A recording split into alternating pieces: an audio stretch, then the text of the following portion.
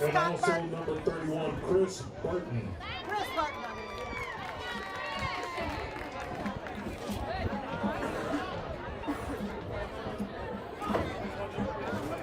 Your captains for the Raiders of Jackson Academy is number 2, Adams Kennedy. Number 31 is Heiser Thunderberg. Number 67, Shamari Lee. And number 16, Thomas Antisi.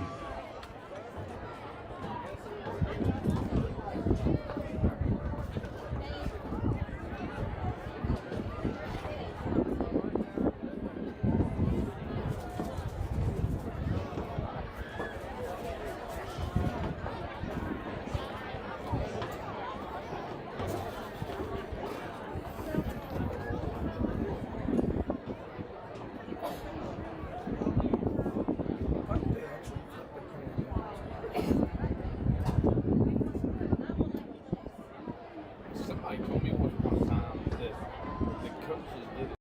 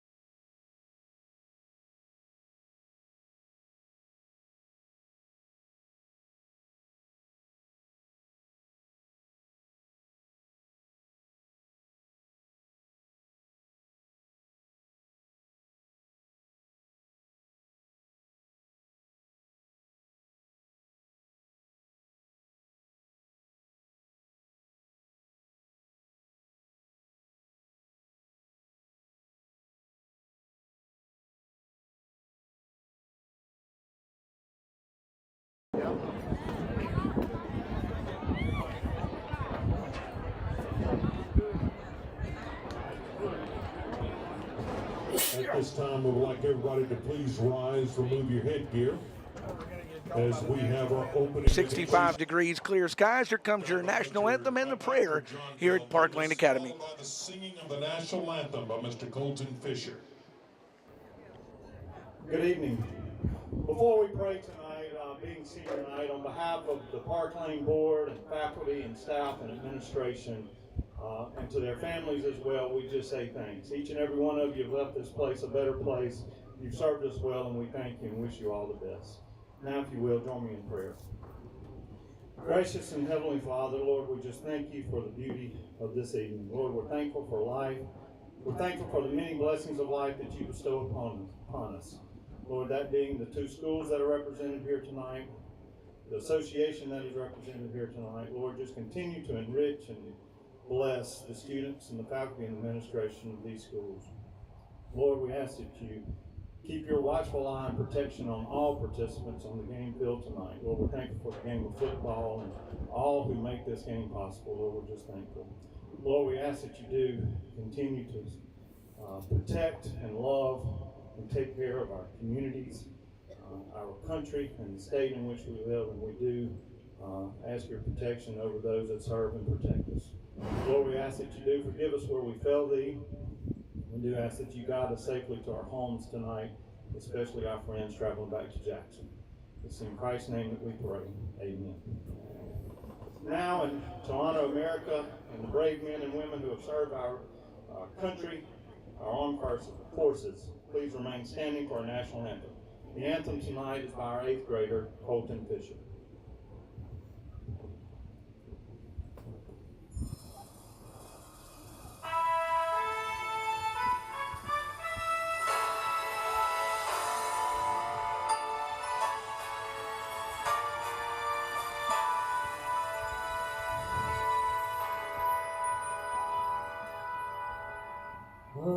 closely, can you see by the dawn's early light what so proudly we hail at the twilight's last gleaming, whose broad stripes and bright stars through the perilous fight for the ramparts we watched were so gallantly streaming. The rockets red glare, the bombs bursting in air, gave through the night that our flag was still there.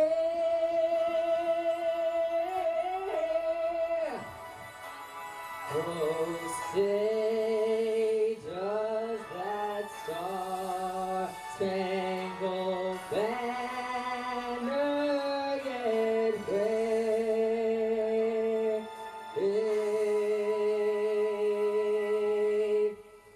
for the land of the free and the home of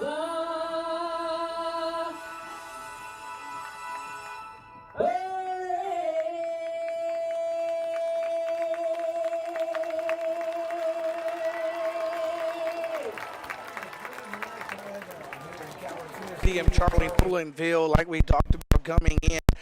We've been on the cooler side tonight, 64 degrees, clear skies here in Macomb, Mississippi, as we get ready to play football tonight. And boy, is it a big one as the Parklane Pioneers welcome their rivals from Jackson, the Raiders of Jackson Academy. Benji Embry here. We bring Jason O'Hearn to the broadcast. Jason, good to see you back this week. Glad to be back. I noticed you got here early so that your job didn't get totally swooped up by Reed Breckenridge. That's right.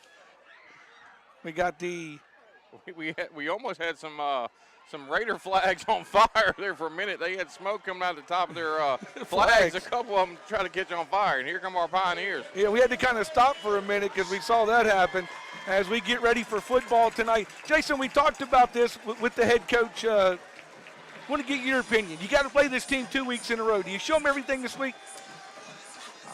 Benji, I think here's the bottom line.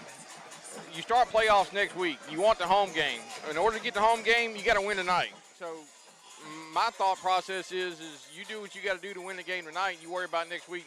That's exactly what Coach Ron Rushing said. He said, we want to go 1-0 this week. So he said, hey, everything's on the table tonight. There's nothing I'm not willing to show Jackson Academy if it means winning the game tonight, because we all know home field is a huge deal, something that hasn't happened here at Parklane, I think, since 2017, since the Pioneers have hosted a home playoff game. How big would that be next week to see the lights on at this field again? Oh, it'd be huge. I mean, not to mention it'd get Coach Rushing his second conference win, which would be a big thing. But you'd much rather play at home than you would have to travel on the road to go do that. You take care of business tonight, and that's exactly what you do. You get a rematch next week of these same two teams. By the way, Parklane won the toss. They have deferred to the second half. So Parklane wins the toss, defers to the second half of the football game. So the Pioneers will be kicking to Jackson Academy. Jackson Academy's got DJ Watkins as the lone man back deep. He'll stand back about his 15-yard line.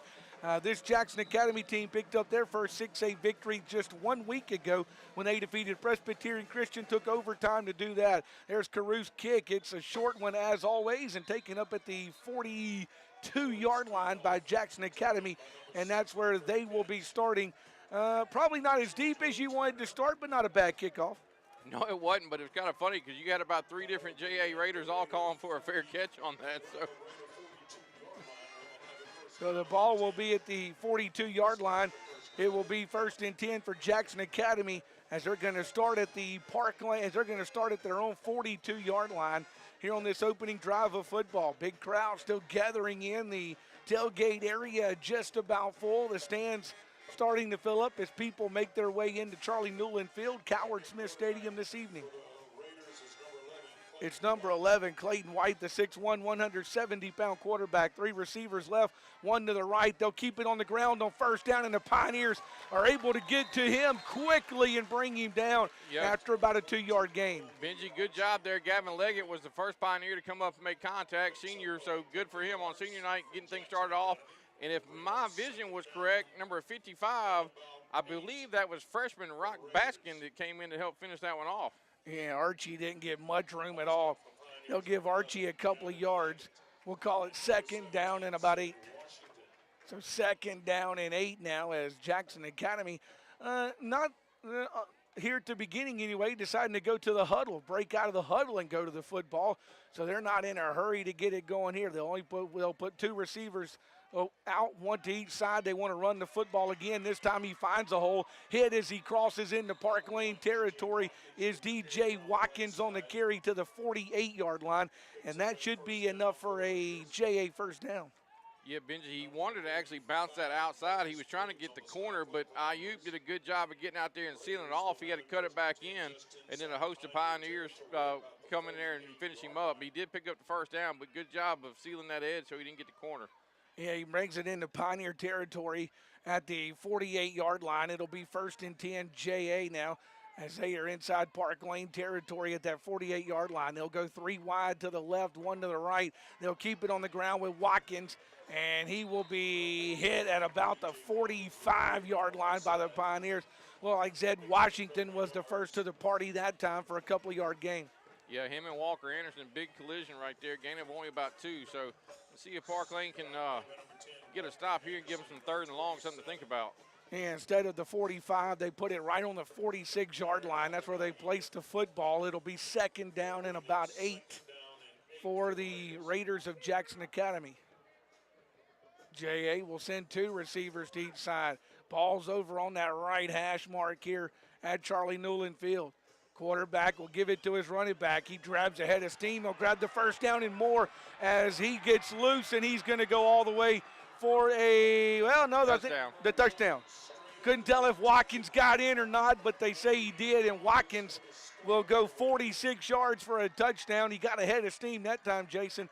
And once he broke through that first line of defense for the Pioneers, it was a foot race. Yeah, Benji, he made a good move, made a guy, Parklane Pioneer, miss in the second level, and then once he got to the second level, he just used his speed. And Caden Ayuk was the closest one to him, but he had somebody trying to block him, so he was only able to get an arm on him.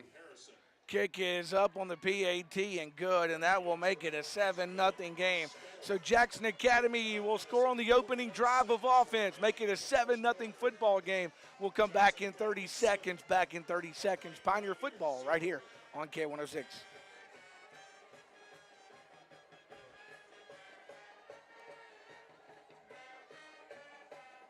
we honor our military, we just want to recognize Jax Rayburn, George Woodson Steiner, who are both Marines, Walker Watley, Daryl Stewart, Army, and Walker Anderson and Susan K.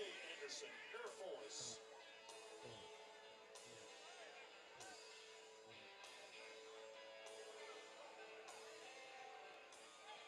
Well, back here at Coward Smith Stadium, Charlie Newland Field. By the way, it's Military Appreciation Night. The Pioneers in those camo jerseys with the white pants this evening as we recognize the military throughout the night tonight. And boy, I tell you, whoever painted the P on the middle of the field there, Jason, did a fine job, didn't they? They did, absolutely did. The Parklane P that's traditionally in the middle of the field has an American flag look to it tonight. It looks sharp. Well, here comes the kickoff. Jackson Academy gets the ball. They go down, score a touchdown. Pioneers get a chance. This one will be returnable, picked up at the 25. Pioneers will return it across the 30, about the 32. And that is where we will start on offense this time for the Pioneers, as it was number 2. That was Fleming. Yeah, Benji, they kind of went with the pooch kick, too. They didn't want to kick it deep, but Fleming did a good job of getting it and going upfield. So decent field position for Parklane to start here. Yeah, they'll put it closer to the 33-yard line, and that's where Pioneers will go to work. JA scores on a 4-play drive, a 46-yard run to the end zone. by DJ Watkins to make it a 6-0 football game. They added the PAT to make it 7-0.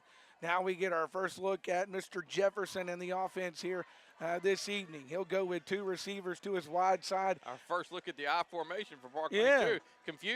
Confusion For Jefferson, and he is going to be tackled, but he got rid of the football on an incomplete pass. Yeah, I formation, and it didn't look like that went the way the Pioneers had planned. No, Benji, there was some confusion as to I think who was supposed to get the handoff there, and then Jefferson just had to scramble. We do have a flag on the far side over there. We'll see what the flag is all about. He's talking to the JA coach. I would not think that. Whatever it was against Parklane apparently, because the JA coach said he's going to decline ineligible downfield. They will decline the penalty and set up 2nd down. Well, they declined the penalty, but the referee marked the. Okay, so now they're going to put it back. So they decline the penalty. It'll be 2nd down for Parklane, right where the football was at the 33-yard line. So instead of 1st and 15, they want 2nd and 10, does Jackson Academy. And you see now he's returned to the shotgun formation. Out of the shotgun where he feels more comfortable, gives it to Pudfark. He'll cross the 35, hit it to 36, and will force his way to about the 37 before he's finally brought down as Connor Pudfark makes a nice run on 2nd down for the Pioneers. Yeah, Benji J.A. may have got away with a little face mask right there. I don't know if it had been the 15-yarder, but I'd have taken the extra 5 yards on that too. So we got 3rd and about 6. 3rd down, 3rd and about 6. Clock will tick under 9 minutes to play here in this opening period as the Pioneers work with the football here on 3rd down. Jefferson with 2 receivers to his left, 1 to his right. He's got his running back, the senior Connor Pudfark, behind him. Jefferson changes the play, now asks for the football, still rolling. Got to get rid of this football as he's being tracked by 3 men. He'll put it in the air and it's incomplete. Threw it out of bounds. Had a Pioneer in the territory over there. Yeah, that was Camp Lott. He's wearing number 31 tonight. Normally wears 81. He was trying to hit him, but basically just was throwing it away. The Pudfark will have to come on and boot this one for the drive. And boy, the Pioneer offense just didn't look like they were all on exactly the same page on this opening drive. As you see Coach Ron Rushing kind of calling that offense back to the sideline. I'm sure they'll have some conversations after this kick takes place. J.A. kind of in a punt safe. I think the Pioneers might try to pull something here. Pudfark will get rid of it, though. And that one is going to hit at the 40 and take a Pioneer roll to the 35. And that's where the ball will be down. So the punt for Parklane will come at the 8:18 mark of this first quarter. They'll give it back to J.A. on the 35-yard line, and J.A.'s 2nd drive of offense. And now the Parklane defense needs to step up here. The last thing you want to do is get down multiple touchdowns early in the football game, Jason. You're absolutely right on that. And, J.A. was able to hit a big play to start with, so let's see if our defense can get us a stop right here.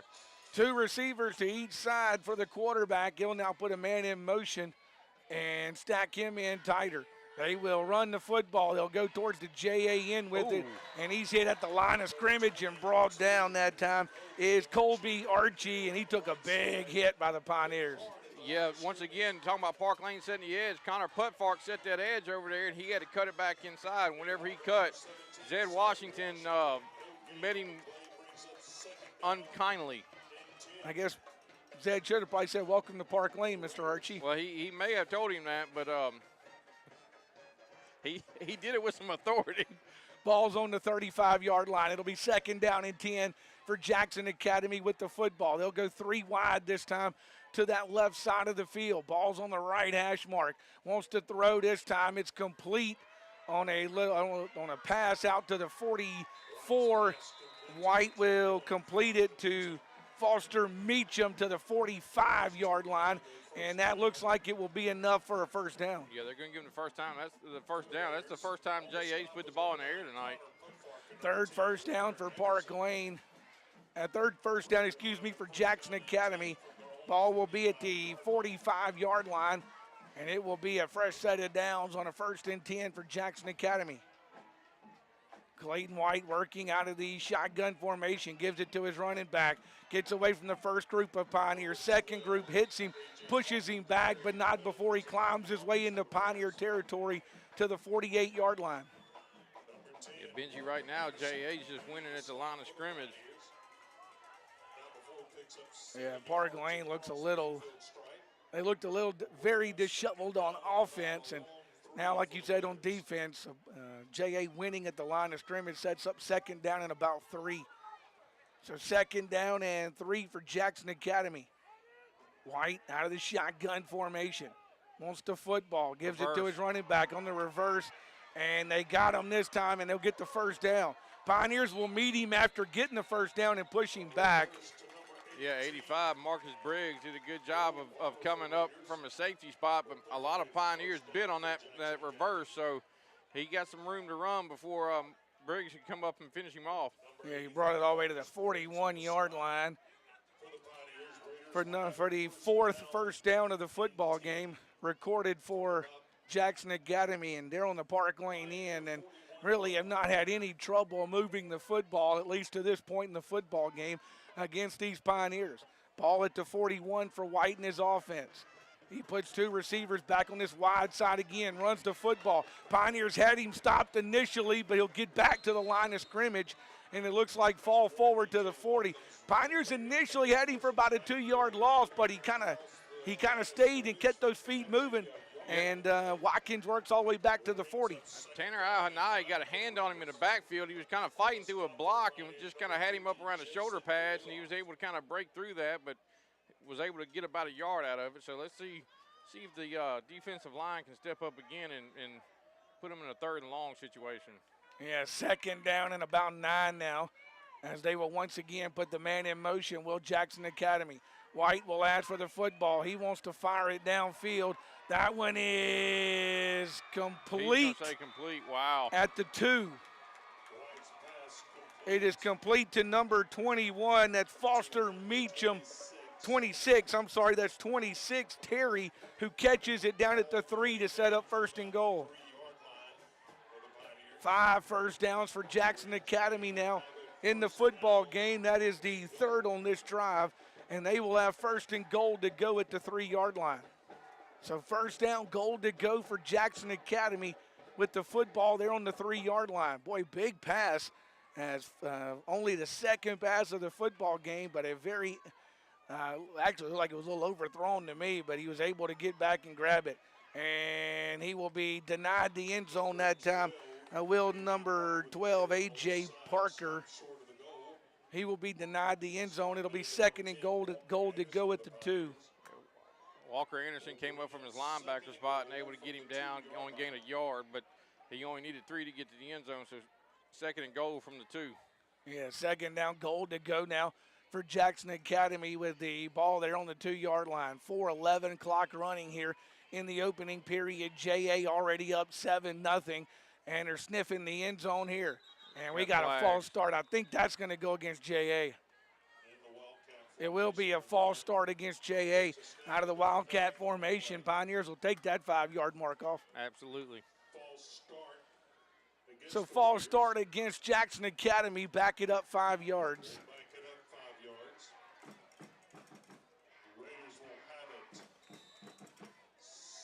Let's see if they stay in that formation, or if they'll stay in the Wildcat formation.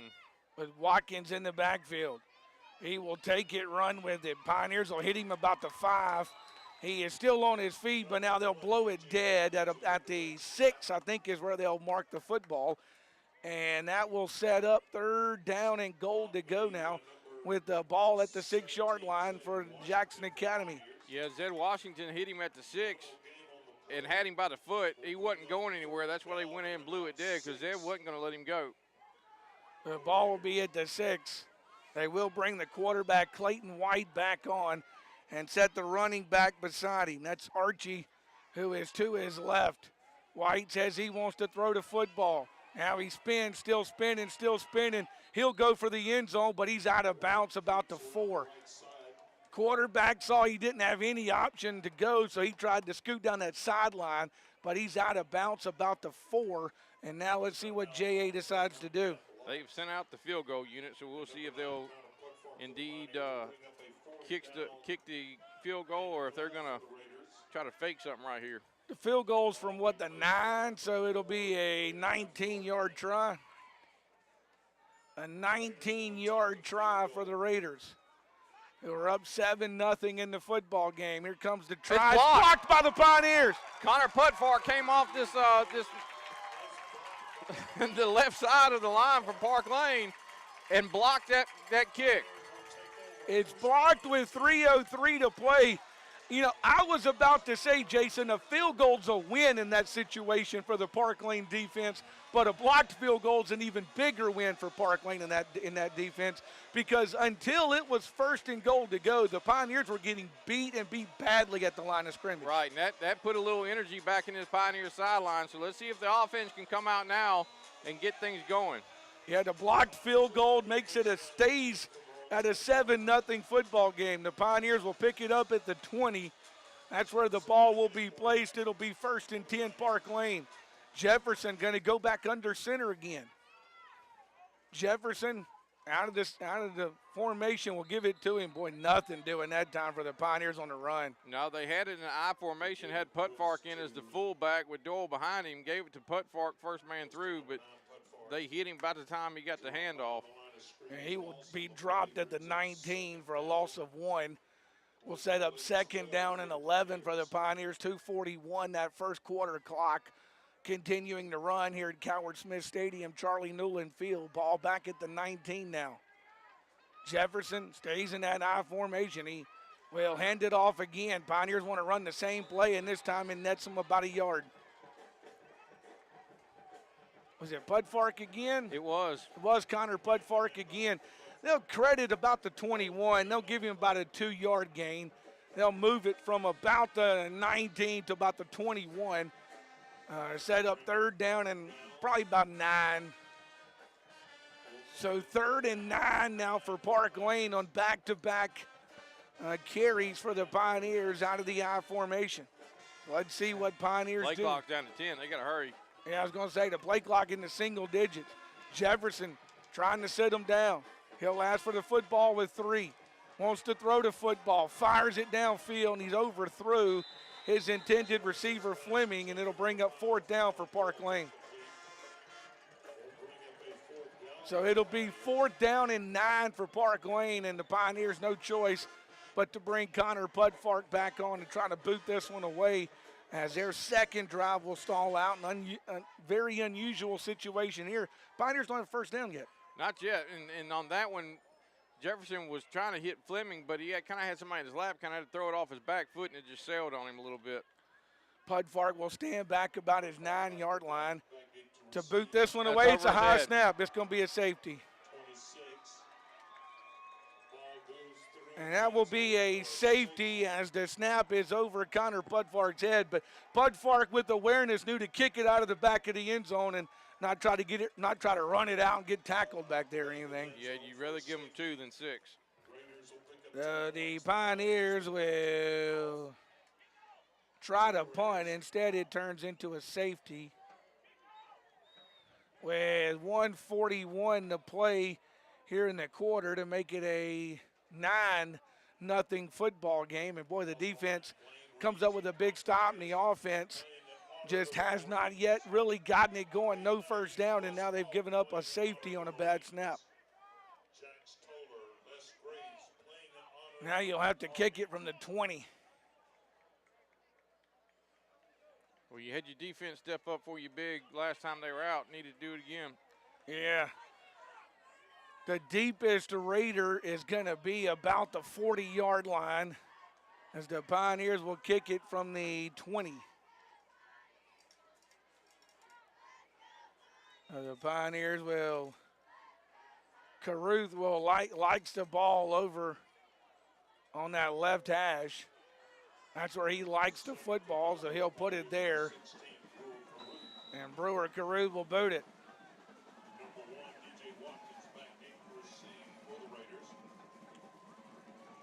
And it looks like it may have fallen off the tee. Oh, he wants to straighten it up. Yeah, they were going to do that little pooch, and then they didn't like the way J.A. was lined up, so he adjusted the ball. Now he'll kick it deep. And he will kick it, and it will be called at the 40, returnable for Jackson Academy. Cross midfield, 50-40, still on his feet at the 35. And the Pioneers are going to finally bring him down at the 31-yard line. And J.A. is going to have great field position here at the 31-yard line. Nothing going right for Parklane here in the opening period of football, as it will be about the 32, actually, not the 31. So the 32-yard line will be the line of scrimmage. It'll be 1st and 10 J.A. with 1:31 to play here in this opening period. And J.A. leading at 9-0 here at Coward Smith Stadium. J.A. with the football. White gives it to his running back. He will be hit as he crosses the 30-yard line, or hit on the 30-yard line for a gain of about 2 that time. And that will bring up 2nd down and about 8. Yeah, Al Hanani and Camp Lott, and I believe that was Anderson in there on that tackle. Yeah, I think Anderson's wearing, yeah, Lott's wearing Burton's number. That's why you may have heard Burton go over the speaker. And White out of the shotgun here with 2 receivers to each side, wants to throw it. That one tipped by a Pioneer. It was almost picked off by Briggs, and if Briggs could have come down with it, he was going to score, because there wasn't going to be anybody between him and the end zone. That would have been huge. We could have used that. So it'll be 3rd and 8 at the 30-yard line. 3rd down and 8 now at the 30-yard line. 49 seconds, clock stopped here at Coward Smith on the incomplete pass. Ball there at the 30. White wants to put 3 receivers. He wants to stack them all to that right side. Put 1 here on the left side by himself. He looks towards that right side, throws it, and he'll just throw that one away. Yeah, Pioneers had pretty good coverage that time. Benji, he wanted to throw kind of a little tunnel screen right there, and Parklane did a good job of staying home and shut that down, so he just had to throw it out of bounds. Well, let's see what they do on 4th and 8. Looks like they're going to leave the offense out. Yeah, they are. There's kind of no man's land right here, too far for a field goal, and, you know, if you don't get it, you ain't really lost anything. So they will leave it on the hands of the offense with the football there at the 30-yard line. It will be 4th and 8 for Jackson Academy as the Pioneer defense trying to come up with another big stop here on the defensive end.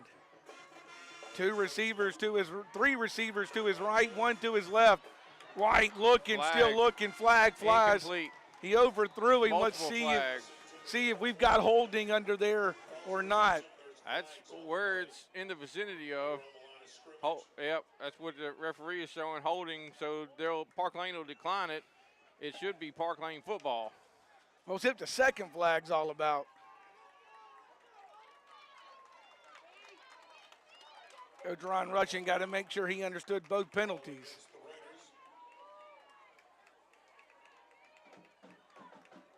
Make sure he understood both. Holding against J.A., penalty declined. Illegal man downfield, that one's declined.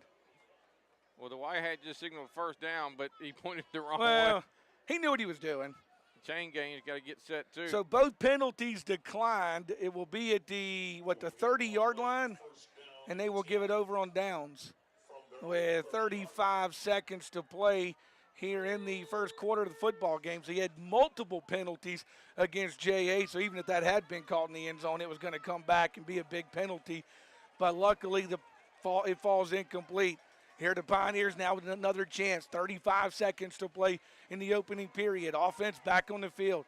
Jefferson out of the shotgun formation. Will give it to Pudfart. And he will be across the 30 to about the 31. Boy, the run game has just not been going for the Pioneers here early. Yeah, Benji, like right now on the defensive side too, right now J.A. is just winning at the line of scrimmage, and Parklane has got to try to get that taken care of, or we might be in for a long night. Pioneers are going to let this one bleed down and in the first quarter And we will come out. Well, let's see. They go to 3. They go to 2. Yeah, Jefferson's not going to snap this football. Into the first period. It's 9-0. A touchdown and a safety for JA. They go up 9-0 on Parklane, and we'll come back for second quarter action after a 30-second break. Back in 30 seconds. Pioneer football is on K106.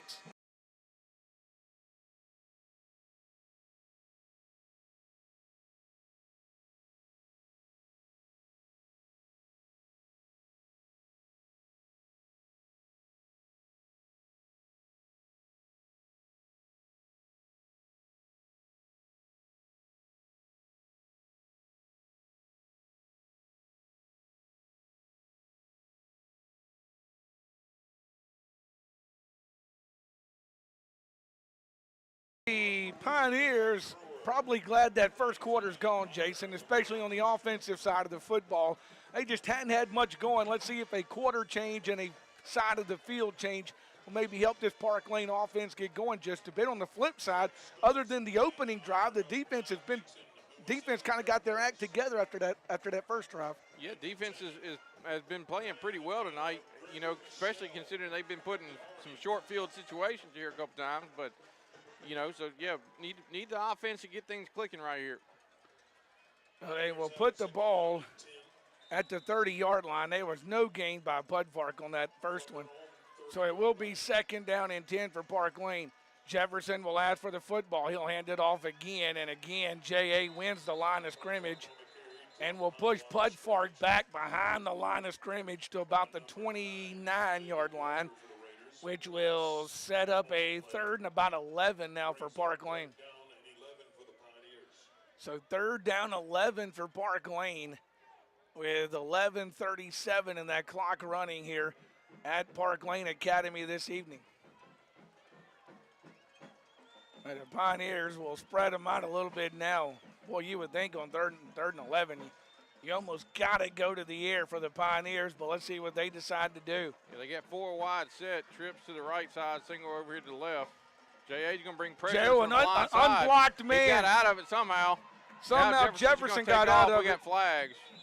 Boy, an unblocked man come flying at Jefferson. He was able to get away from it. We do have flags down. He did not get the first down, but he got close to a first down. So let's see what the penalty markers are all about. Once again, he's talking to J.A., so we'll see what they decide to do. No, now he's saying holding against J.A.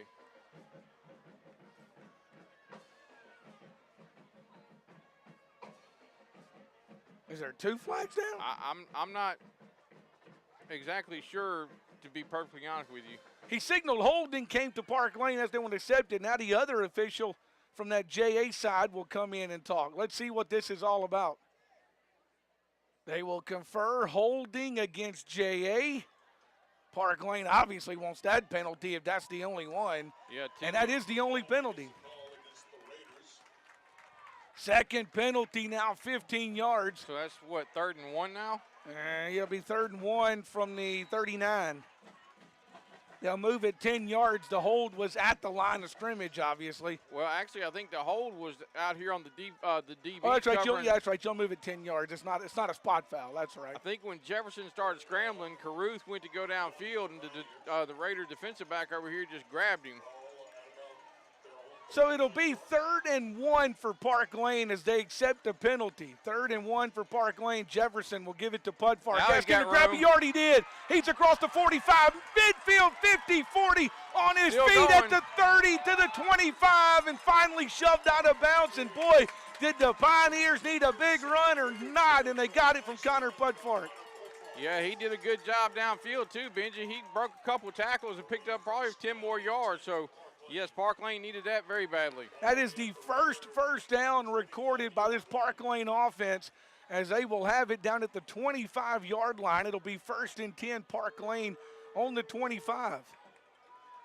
Parklane was looking to break something, and it finally, Pudfark, when he got past that first group, and he was off to the races then. 1st and 10, ball at the 25. Pudfark ball dropped on the it. Ground. Did he pick it back up?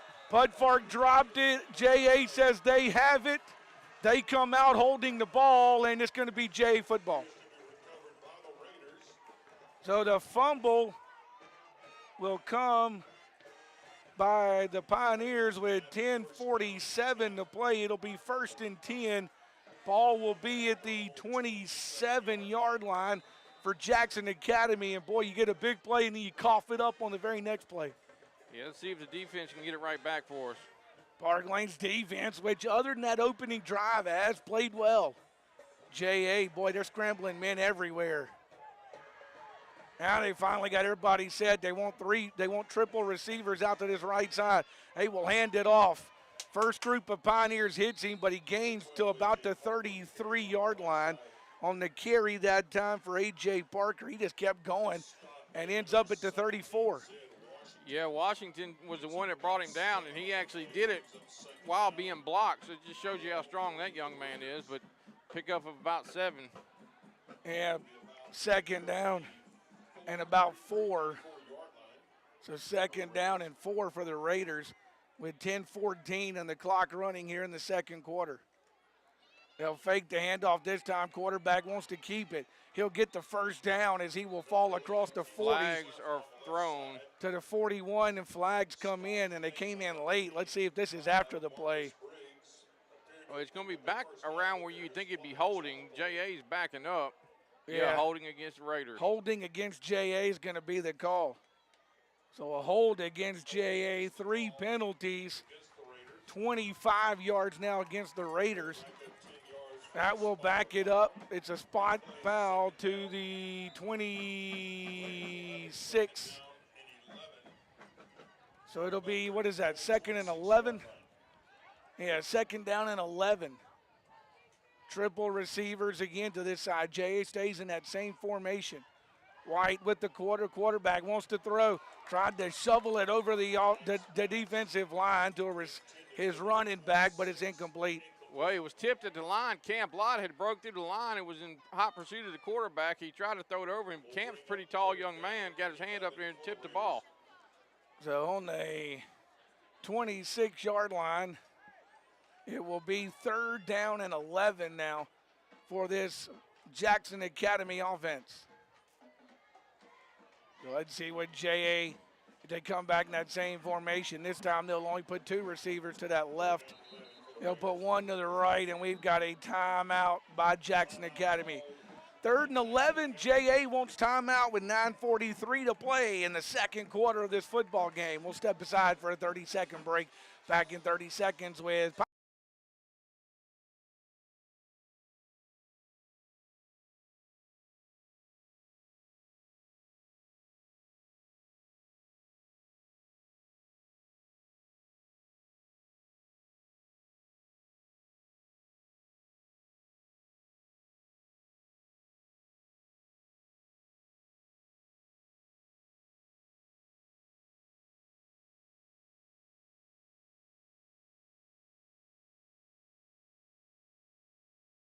couple of scores right quick. Bowling Green leading Carroll Academy 14-7. Macomb beating Raymond 7-0. Wanted to update you on a couple of scores. Those are other games on your Southwest Broadcasting radio stations this evening.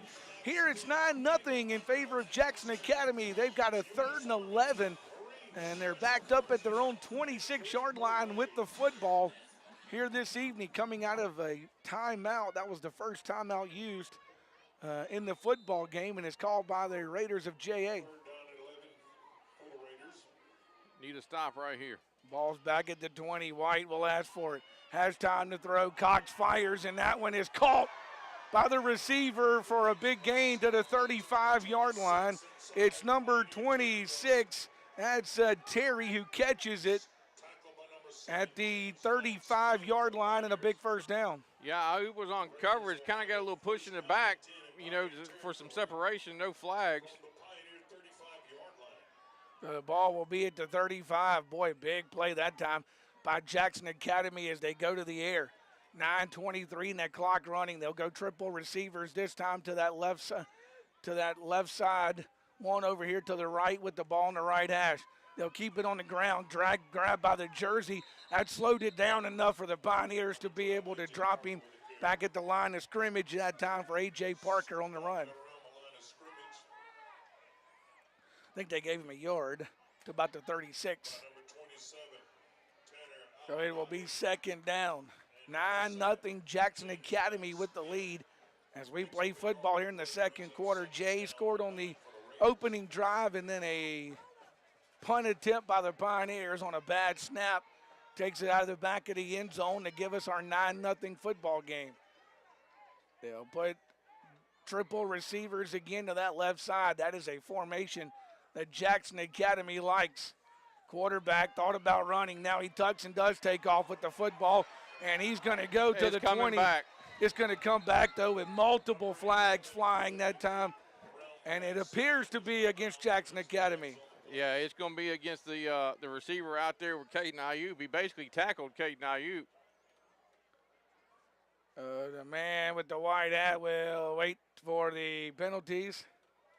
Wait for his officials. Holding against JA. holding is the call against the Raiders. The hold against JA going to bring it back to the 30, I think.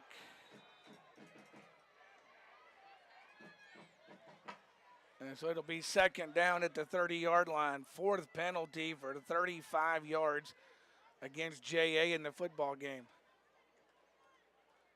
We'll replay second down. So you get the 10-yard. About 5. Yeah, second and about 5 after the 10-yard mark-off. The Pioneers got to play some tough defense here. White wants to throw it, goes downfield, that's incomplete. His receiver stopped that time, so no chance of a flag because he stopped running as the Pioneers got good penetration that time and will bring up 3rd and 5. Well, Benji, that receiver and Ayub have kind of been going at each other here the last couple plays, and what happened there is Caden checked him at the line, and then the receiver basically just gave up on it, and the pass went 10 yards past him downfield. So it'll be 3rd and 5 for Jackson Academy. After the incomplete pass, man in motion, double receivers to each side. He wants to throw, and that is incomplete. Overthrew his intended receiver, Kendry Terry, on the incompletion. 4th and 5 now for JA. So the ball at the 30-yard line. It'll be 4th and 5 for JA. They'll leave the offense out there. Ball back at the 30. Let's see, 4th down, they go for it here. White, the quarterback, tried to get a free 5, and he got it. I think it was the Pioneer receiver with the receiver here that stepped off. Flags on the play. And it is a free 5. Encroachment is a call against the defense for the Pioneers. And that'll make it first and 10. Down. To the 35-yard line, 1st and 10. That is the 7th first down recorded by the Raiders. Oh boy, now they get a fresh set of downs with 7:55 to play here in this second quarter. Pioneers already down 9-0, and boy, I tell you, time of possession really favoring JA in the first half of this football game. Pioneers trying to play defense. White goes deep. He's all by himself. He just missed it. Good gracious, they had Ford Childress all by himself at the 2-yard line, but his quarterback overthrows him. That's a break for the Pioneers because he was wide open. Benji, they ran a little wheel route with him. He was lined up kind of as that tight end halfback over here on this side of the line and snuck out of there, and nobody was with him. And like you said, if it wasn't overthrown, that was going to be an easy 6. Yeah, his quarterback overthrows him to set up 2nd and 10 with the ball there on the 25-yard line. So 2nd down, 10. Ball there at the 25-yard line for JA. They'll stick the man in motion again. They'll give it to the running back. Got through the first group. Second group of Pioneers bring him down after a short gain to about the 21. So he'll get about 4. And we'll set up another 3rd down for JA. Obviously, it's 2-down territory. They're going to go for it on 4th down if they don't get it. They've already proven that, going for it deeper in the field here. So let's see if this Pioneer defense can come up with a stop here. Boy, they desperately need one. They have been on that field a long time here this evening. JA got 2 receivers to each side now. Play clock running down on them. They'll snap the football. Quarterback under pressure, wants to throw. Thrown. Flags thrown. It's a completion to about the line of scrimmage. I think we're going to get a hold. And we may decline it. Oh, let's see what the Pioneers do. Did they call it incomplete? If it was complete, it was to the line of scrimmage. Because he was about the 21, which is about where the football was. Holding against Jackson Academy. And the Pioneers are going to take it. So the Pioneers will take the penalty. 5 penalties, 45 yards now against JA. Going to be 3rd and about 17. Yeah, ball's what, the 32? Yeah, that's about where it is. So JA will go 3rd and long now. 3rd and about 17 for JA. Quarterback on an empty backfield, wants to throw it downfield. Almost intercepted, instead is complete to the 10. It's complete downfield. Benji, they went through 2 Pioneers, and I don't think that's the Raider he was trying to throw it to. No, but it wasn't the Raider he was intended to throw it to. But it gets him to the 11-yard line. That's 8 first downs for Jackson Academy now. Clock stops with the first down at 6:26. Now they start the clock back up here at Parklane. White with his offense. Boy, that defense for Parklane has been on that field a long time here in the first half of this football game. And now we got, I think we're going to get a 5. False start. Yeah. He stood up and his receiver flinched. So it'll be a 5-yard mark-off. 6 penalties, 50 yards. Well, I tell you, the penalty markers have gone against JA more than Parklane. They've been penalized 6 times for 50 yards. The Pioneers have only been penalized 1 time for 5 yards, but the scoreboard, 9-0 JA, and JA down deep here on the Parklane end. Football at the backed up now after the 5-yard mark-off. They'll hand it to the running back. He will get a block, but hit by a second Pioneer back at the 16-yard line.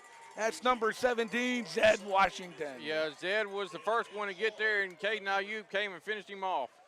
And the Pioneers get a nice stop, and we'll get a timeout. Is it an injury timeout? I think it's an injury timeout. He was a little slow getting up.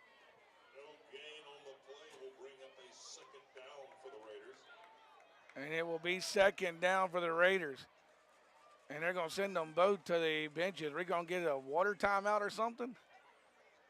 I didn't think we were doing that anymore. The JA coach is almost out to midfield. He is out complaining about something to the officials. Obviously, he's used a timeout. And I don't think they would let this happen if he did not ask for timeout. So with 5:48 to play now, all the officials are going to come in and give the JA coach, head coach Aubrey Blackwell is a very, very upset man across the way, and now every official is on the field talking to him right now as we have a stoppage. Yeah, I don't think the officials are taking too kindly to it at the moment. Now the officials have told him to back up at this point. Once he's been told to back up, that's pretty much the end of the conversation. He got his say at first, but as the conversation got more heated, that last official that came in said, "Time to go, coach," and that was pretty much the end of it. So it'll be 2nd down. There was no timeout called. They let that happen during an official's timeout. They stopped it for the injury, and Coach Aubrey Blackwell got his say that time for JA. Quarterback wants to throw. Goes to the end zone, and that is going to be incomplete. Out of the back of the end zone, incomplete, and will bring up 3rd down. It's intended for Meacham back in the back of the end zone for JA. 5:32 to play, and can the Pioneer defense come up with another stop here?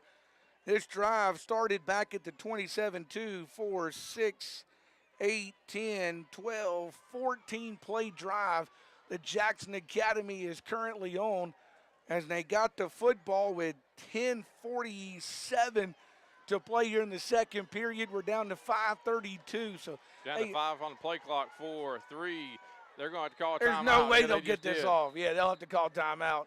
J.A., no way they were going to get that one off. Calls timeout. It'll be 3rd and 15. We'll step aside for a 30-second break. Back in 30 seconds. Pioneer football is on K106.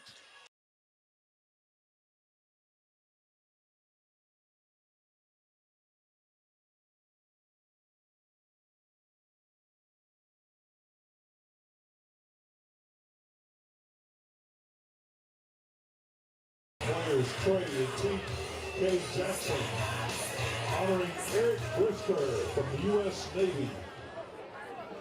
J.D. Dumas, Jack Dumas, in honor of We're back J.D. here at Coward Smith Stadium, Charlie Newland Field, 5:32 to play here in the second quarter. 3rd and 15 for Jackson Academy as they lead it 9-0 on the Pioneers of Parklane here in the second quarter. Empty backfield this time for J.A. They go 5 wide. 3 to his left, 2 to his right. Quarterback wants to throw to the end zone, incomplete. Well, Benji, it'll be interesting. I think they're going to send out the field goal unit. Yeah, I think the field goal unit's coming on what will be 4th and 15 for the Raiders. They need inside the 5 to get the first down. So they are going to try a second field goal. This one, 34-yarder. yeah, 34-yarder this time, but they missed a 19-yarder, so there you go. See if the Pioneers can get a hold of this one. 34-yard try is up and going to get through good. That will make it 9, 10, 11. That'll make it 12-0 in favor of Jackson Academy with 5:20 to play here in the second period. We'll come back after a 30-second break. Back in 30 seconds. Pioneer football right here on K106.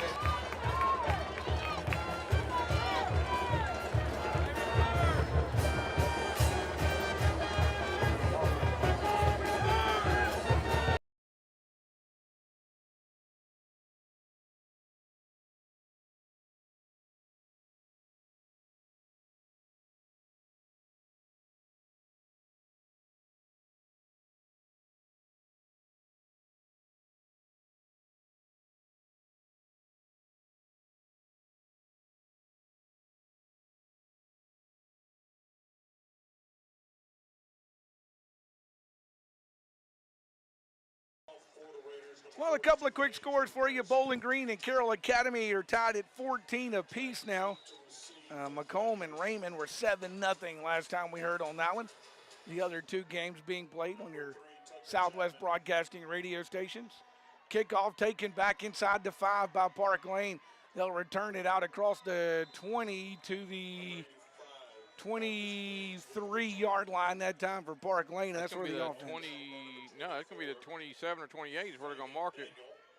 Yeah, he's on this side of the 25, isn't he? Yeah, 27. They kicked it deep that time. Marcus Briggs took it about the 5-yard line. Pretty good return. To about the 26. Well, the Pioneers will have it first down in 10. So first and 10, Parklane. We'll call it the 27 because the 37 is the first down marker. So we'll call it first and 10 at the 37. Pioneers fake the run. They'll keep it with Jefferson, and he'll just kneel down. Realizing he had nowhere to go, he kneels down. There's a JA defender that kind of goes in and falls down in there as well. An injured Raider on the play. I'm not sure what happened with him. Well, I think he was engaged with one of our offensive linemen and I wind up going down. I don't think it was anything other than that.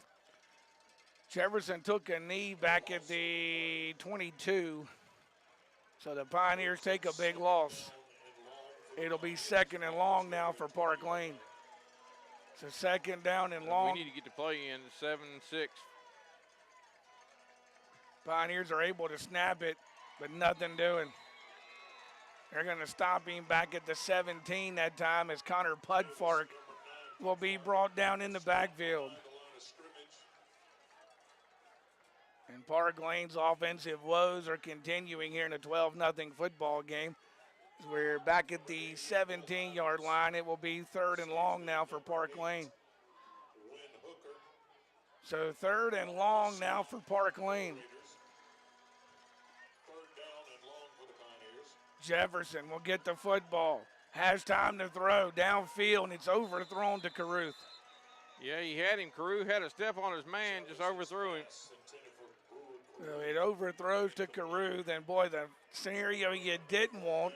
After a very long offensive drive by J.A., the Pioneers are going to go 3 and out and are going to have to boot this football. In fact, Pudfark will have to stand back inside his own 10-yard line to punt this one away for Parklane. 4:03 to play here in the second period, and 12-0 J.A. leading this one. Pudfark at his own 5 to punch it away. And it will be taken by J.A. He fumbled and had to fall on it back at the 42. He thought about returning it and was thinking about returning it before he secured the football, and it almost backfired on him. Yeah, Benji, it was kind of a line drive punt, and he went to field it, and it hit off his chest, and he fumbled it, able to turn around and fall on it. The ball will be at the 42-yard line for J.A. They have one timeout to play with 3:55 to play. And, boy, that Parklane defense didn't get much of a breather, as they will be right back out there on the field with 3:55 to play. Coach Alex Ainsworth, by the way, going to join us at halftime. We're going to talk a little basketball with him. Got a special night coming up Monday night here on the Parklane campus. Reverse again. Pioneers did bite on it, but it got a nice block. They're going to have a flag. Got a block. We're either going to have a hold or a blindside block. Yeah, he hit him. Now we get, yeah, he hit him pretty hard, and I think he got him on the blind side, and Jay's backing up. I think they've realized it too.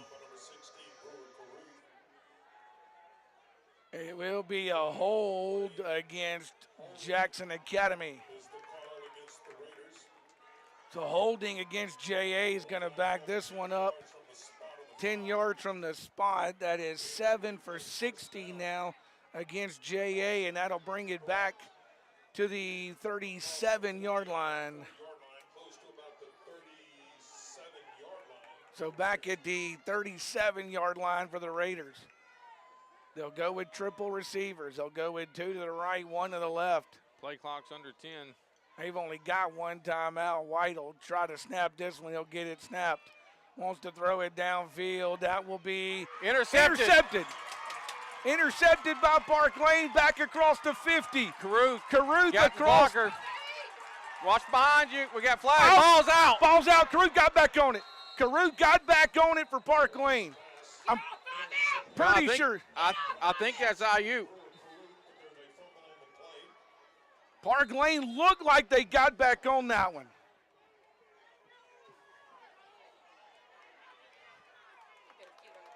I think Parklane got the ball. Caden Ayuk got back on the fumble. So Caruth gets the interception. Caden Ayuk gets back on it. We do have 2 flags on the field. They have asked the teams to go back to their respected sidelines as it was getting kind of heated. They're going to talk to J.A. first. They're pointing against Parklane, and J.A. sending the offense back out on the field.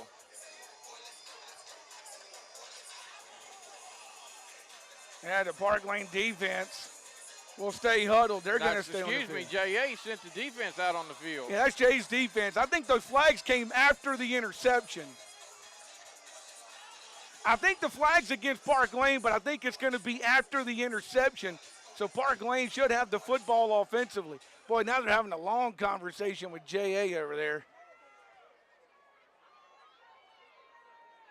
He has had a lot to talk about with this officiating crew here tonight. Now he's back out at the numbers again.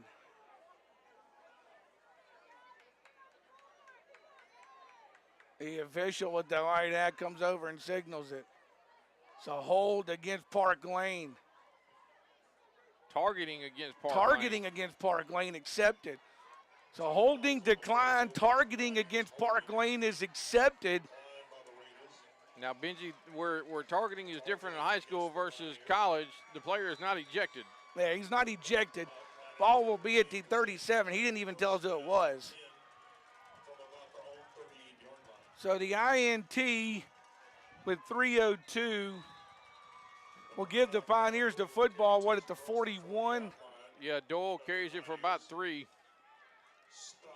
Yeah, he will carry it to about the 39. I wanted to mark all this down. INT with 3:09, then fumbled and recovered. All right, got it all wrote down now. All right. 41-yard line, the football, second down and about 8. Jefferson will ask for the football. Oh, he got hit from behind. He never saw him coming. Yeah, they sent a blitzer from the blind side, and he, like you said, he never saw it coming. And Jefferson never saw him coming. It'll be 3rd and long for Park Lane. 3rd and long now for Park Lane, and after the defense grabs the interception, is Park Lane offense still trying to get things figured out here as we are ticking under 2 minutes to play here in the second quarter. It'll be a 3rd and long back at the 33. So Play 3rd. clock down to 5. They got to hurry up. It gets a snap. Yeah, Jefferson wants to throw, has time this time. Caruth. Throws it, Caruth. That's complete, 45, and it'll be a first down to the 42-yard line for Caruth. Caruth ran a little skinny post right there, and he was able to find him and then turn it upfield, pick up good yardage, first down, Park Lane. Yeah, ball will be at the 42-yard line. That's the second first down for Park Lane on offense. They get one from Brewer Caruth. Boy, the Park Lane, Caruth needs to turn around. There we go. Caruth was still looking back at the sideline. Trips the receivers to one side. Pioneers keep it with Jefferson. He gets a hold. Open field. Cross the 30, the 25, and he'll bring it to the 19, and another Pioneer first down. He'll bring it to the 19-yard line for Park Lane. It'll be 1st and 10 for the Pioneers. At the 19-yard line with 1:10 to play. Boy, could the Pioneers use a score or what? Benji, they could, and they got to think about maybe using one of those timeouts right now. Still got 3 of them. Yeah, Jefferson will ask for the football. He'll give it to Pudfark. He'll be drugged down at the line of scrimmage. You'll have to use the timeout there. It'll be 2nd and 10. They're still not calling a timeout. Pioneers have not used a timeout yet. 2nd down. Boy, they ain't even got the football marked here. We're running valuable seconds off this clock. Pioneers have no desire to use it yet. 2nd down, 10, Park Lane. 38 seconds to play for the Pioneers. They go triple receivers to the left, 1 to the right. Jefferson wants to throw, puts in the air puts him in the air. He's held in the end zone, but no flag. They was holding him from the back and then hit his arm, but no flags. No flag as they were holding Caruth back in the end zone. No flag from the official, looking right at it that time, and it'll be 3rd down now and 10 at the 19. The clock will stop with the incompletion at the 19-yard line. Benji, I don't understand that. He had Brewer jersey from the back, and then he came down on his arm before the ball got there. So it could have been a holding or pass interference or both, but no flags. Jefferson on 3rd down and 10. Rolling, still rolling. And he's going to go out of bounds with the football and take a loss. Back to about the 25-yard line for the Pioneers. So that'll be 4th down now for Park Lane. Ball will be at the 20-yard line. 24-yard line, I'm sorry. Instead of throwing it away, he went out of bounds with the football that time, did Jefferson. So football will be at the 24-yard line. Pioneers will go for it on 3rd and about 14. It's 4th down, Benji. Excuse me, I'm sorry, 4th down and 14. J.A. jumps, so that'll give us some of the yardage back. Yeah, we'll get 5. So we'll get 5 from them. 8 penalties, 65. That'll bring it back to the original line, the 19, set up 4th and 10. Brings up 4th down and 10 for the Pioneers. The 4th and 10 for Parklane. See what they draw up here. You go for the first down or the touchdown. Let's see. Right now, I take either one. Absolutely. Either one works for me. 20 seconds remaining. Jefferson from the line will ask for the football. Throws it. Is tipped in the air, and that's going to be intercepted by J.A. at the 6. It's intercepted by J.A. back at the 6-yard line with 18 seconds remaining, and they're going to get this football back at about they'll mark it about the 7-yard line, and it'll be first down for J.A. They've only got one timeout to play with, does Jackson Academy, so it'd be interesting to see if they kneel on it here and just go to the locker room. It looks like they're in victory formation, so it looks like they're content to take their 12-0 lead to halftime. Yeah, they will. They will get into the victory formation. They'll kneel on it, and that'll do it. They, for some reason, never started the clock here at Coward Smith Stadium. Now they started the clock. It'll run out, and that'll be it. We'll go to the locker room, 12-0. Before we go to the locker room, though, Jason, what's the conversation in the locker room? I think it's a lot on the offensive side of the football, isn't it? Well, yeah, it is. And, I mean, Benji, the fact of the matter is Parklane offensively played about as bad as they could play in the first half. And fortunate we're only down 12-0. So this game is not over by any means, but offense has got to get something going here in the second half. Showed a few signs of life right there at the end of the first half with a couple of big plays. Yeah, the 12 points, by the way, is not 2 touchdowns. It's a touchdown, a safety, and a field goal. The touchdown came on that opening drive. The safety came on a bad snap by the Pioneers, and then the field goal on that extremely long drive that they had in the football game by Jackson Academy. Parklane does get the football to start the second half, so they need to go have their conversations and see if we can't get back in this football game and win the second half. We just need more than 12 to win the second half. So let's go win the second half. We'll come back back in 2 minutes. Pioneer football right here as we reach halftime on K106, K106.net, and streaming on the absolutely free K106 app.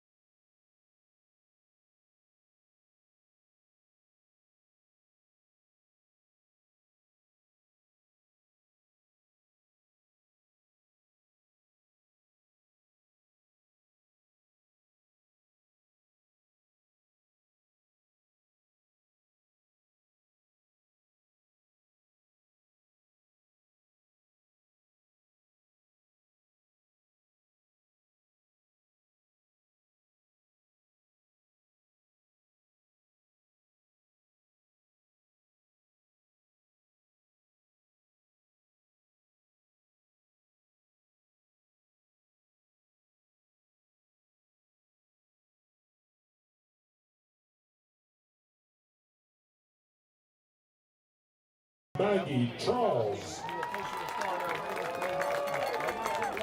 Let's talk a little about the basketball team. I know you got Our next senior, band member Riley Frank. football field, so you don't have those guys in the gym. Riley is the daughter of Sherry and Jeff Frank of Macomb. She attends the Macomb Church of Christ. Her activities include Pioneer Sounds 7th through 11th grade, Dazzlers 11th and 12th grade, Diamond Girl 9th through 12th grade, Parklane Players 10th through 12th grade, and swim team 7th through 11th grade. She is the co-captain of the flag unit, won swim medals, and was on the homecoming court her sophomore year. Ladies and gentlemen, senior band member Riley Frank.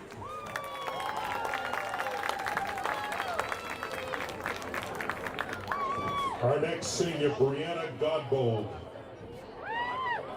Brianna is the daughter of Crystal Godbold Kelly of Magnolia. She has been in the Parklane Band for 9 years, earning all Superior Drum Major honors earlier this month. She won the Color Guard Award last year and was also a Judith Robinson Essay winner. Brianna has been a student at Main Street Dance for 7 years and a teacher there for the past 4 years. She was also a counselor at Camp Sunshine. Ladies and gentlemen, senior band member Brianna Godbold.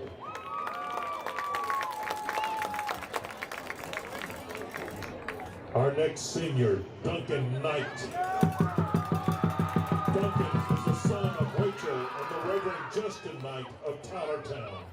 He attends Tylertown Baptist Church, where he sings in the youth choir and is a member of the praise team. At Parklane, Duncan participates in Pioneer Sound, Quiz Bowl, Garden Club, and the band. He is an Eagle Scout and an MAIS Spelling Bee participant and a member of Mu Alpha Theta and the National Honor Society. Ladies and gentlemen, senior band member Duncan Knight.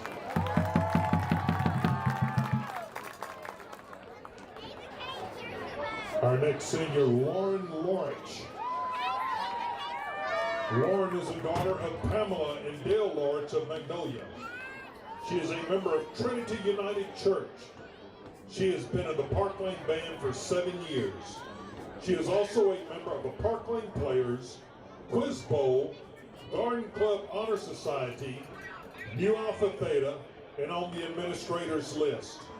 She was bandmate on Parklane's homecoming court earlier this month.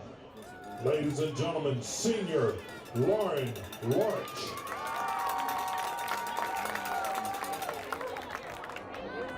Our next senior band member, Cliff McGee Jr. Cliff is the son of Amber and Cliff McGee of Macomb. He attends Centenary United Methodist Church. Cliff was elected Parklane's overall student body president this year. He is also on the Quiz Bowl, Science Olympiad, Honor Society, and Mu Alpha Theta.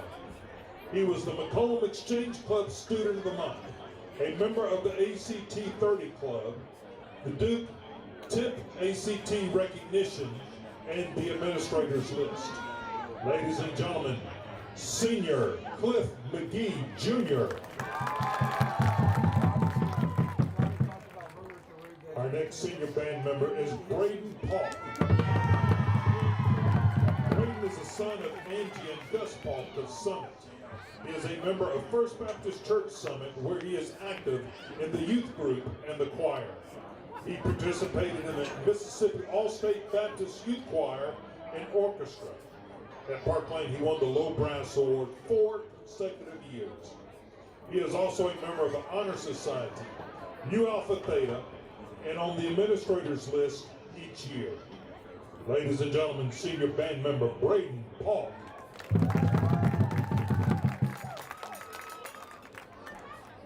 Our next senior is Emily Rushing. Emily is the daughter of Sarah and Preston Rushing of Tylertown. She was elected captain and co-captain of the Dazzler squad. She is a Pioneer Sound member, the Parklane players, the Honor Society, and Nu Alpha Theta. She was elected sophomore class favorite and is a member of the Garden Club. Ladies and gentlemen, senior band member and dazzler, Emily Rushing. And our last senior is Brennan Scoggins. Brennan is a son of Allie and Jerry Scoggins of Macomb and the late Lee Stodola. Brennan is a drum captain for the Parklane Marching Band and a drummer for Nirvana. He also enjoys playing the guitar. Ladies and gentlemen, senior Brennan Scoggins. Ladies and gentlemen, let's please congratulate your senior Parklane Pioneer Marching Band and Dazzler seniors.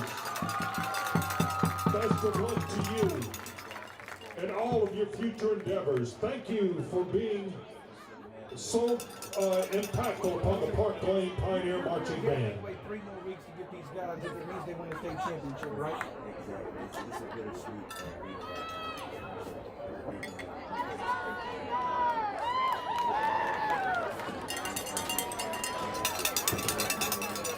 At this time, I'd like to turn the mic over to Mr. Jack Lindsay. Me, on behalf of me, the Dazzlers, and Miss Candy White, we would like to dedicate this halftime performance Of a basketball coach earlier. to our own Miss Belinda Dyer. After these boys are done with football, for them to get into what you would consider basketball shit. We love you and happy birthday, Miss Belinda. Once you get them,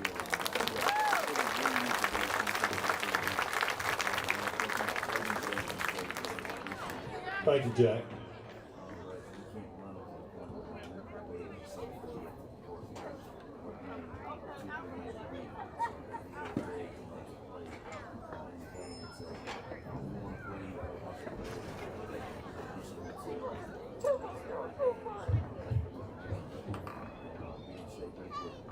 put you on the spot here. When can they see the Pioneers play in the gym?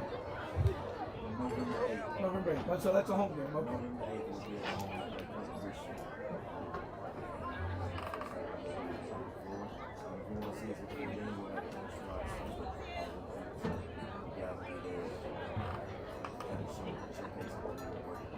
I was going to say Halloween Hoops is one of those nights where they all get to introduce, but they get to kind of spotlight themselves a little bit. Absolutely. So Halloween Hoops, Monday night, what time to start?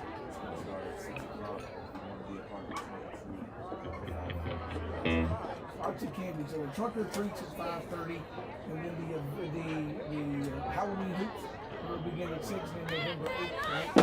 November 8th is the first game for the Parklane Pioneer basketball. Ladies and gentlemen, for your halftime entertainment, we proudly present the Parklane Pioneer Marching Band.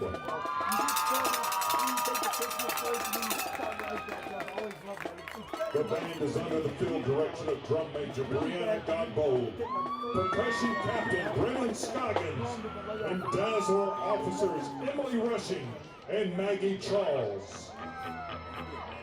Tonight, the Marching Pioneers will perform A Night at the Movies, featuring songs from Iron Man, Ghostbusters, and Top Gun. Drum major, is your band ready?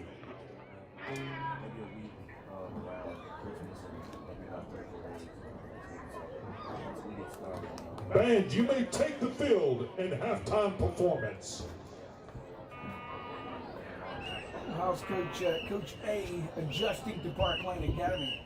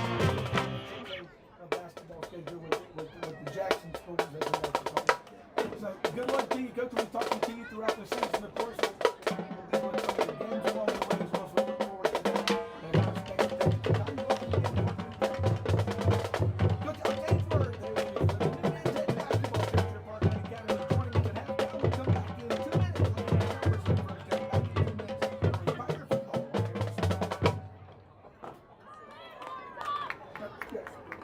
Thank you, sir.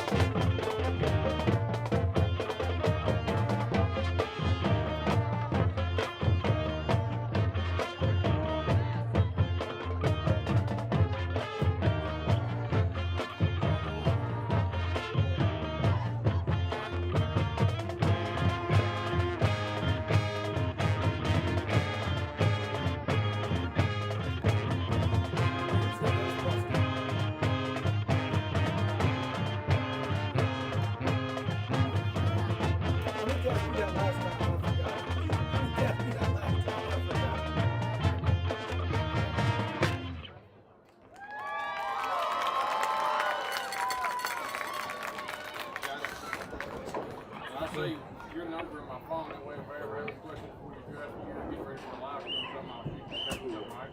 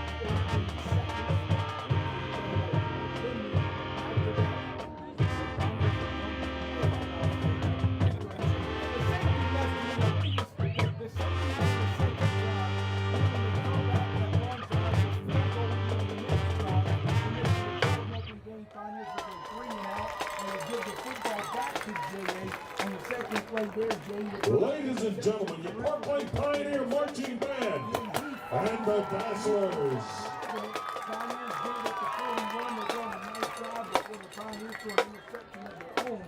With 18 seconds to play, Jay gets it back at the 7-yard line. They go to victory formation and run the clock out here in the first half.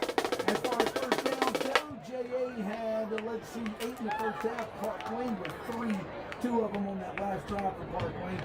Jay's penalized 8 times for 65 yards. The Pioneers penalized only once for 5 yards. Football game. That's a look at your numbers. We'll come back in 60 seconds as Jason O'Hearn rejoins us back in 60 seconds with Pioneer Football on K106. Our tailgate tank sponsor, Supervisor Jake Gazzo. Our first quarter sponsor was Chad Lindsay, Raymond James Financial Services. Give Chad a call for all your financial needs. Our second quarter sponsor, Tyler Whittington, Clean Cut Management. Talk with Tyler about your land maintenance needs from forestry, mulching, underbrushing, food plot management, and trail clearing. Your third quarter sponsor coming up is United Country, Southern States Realty. Go see Scott Lindsay and the United Country team for all your real estate needs.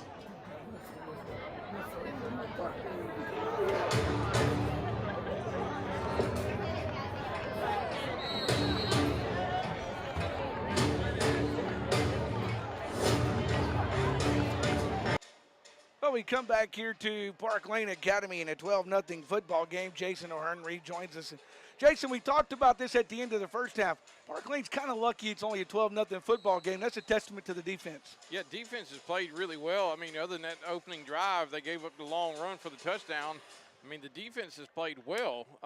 Offense just in the first half couldn't get things clicking. There was moments where it looked like they might start clicking, and then we'd shoot ourselves in the foot. But, you know, Benji, we still got a half of football to play, and 12 points is definitely not insurmountable. Parklane is going to get the ball to start the second half, and you go put 7 points on the board, and that makes things interesting in a hurry. And we started to see some signs of life from that Parklane offense on that last drive that resulted in the interception. Before that, the Pioneer offense looked pretty much out of sync all night, didn't it? Yeah, it really did, Benji. It's like they just couldn't quite get things figured out how they wanted to, you know, attack it, and they just looked like they were unsure is I guess the best way to put it. It just didn't look like everybody was in sync. And that is not something that we're really used to seeing in this Parklane offense. They have been a better second, especially earlier in the season. They got better in the second half. Let's see if maybe that trend kind of continues. Parklane did have a chance to go into their locker room. They did have a chance to break into groups. They had a chance to kind of talk about all these things that we're talking about right here on the radio. So hopefully they got those reset, and we're ready to go here in the second half. Well, they're going to give them a few extra minutes. It looks like Parklane maybe finally getting ready. Let's give you a couple of scores that we have real quick here. Let's see. Macomb leads Raymond 13-6. That was a halftime score. Bowling Green and Carroll Academy were 14-14 at the half. And I don't see any other scores. Of course, North Pike beat South Pike in a game last night. A lot of the MHSAA games were played last night, and a lot of the MAIS teams in our area all had the first round bye in the playoffs.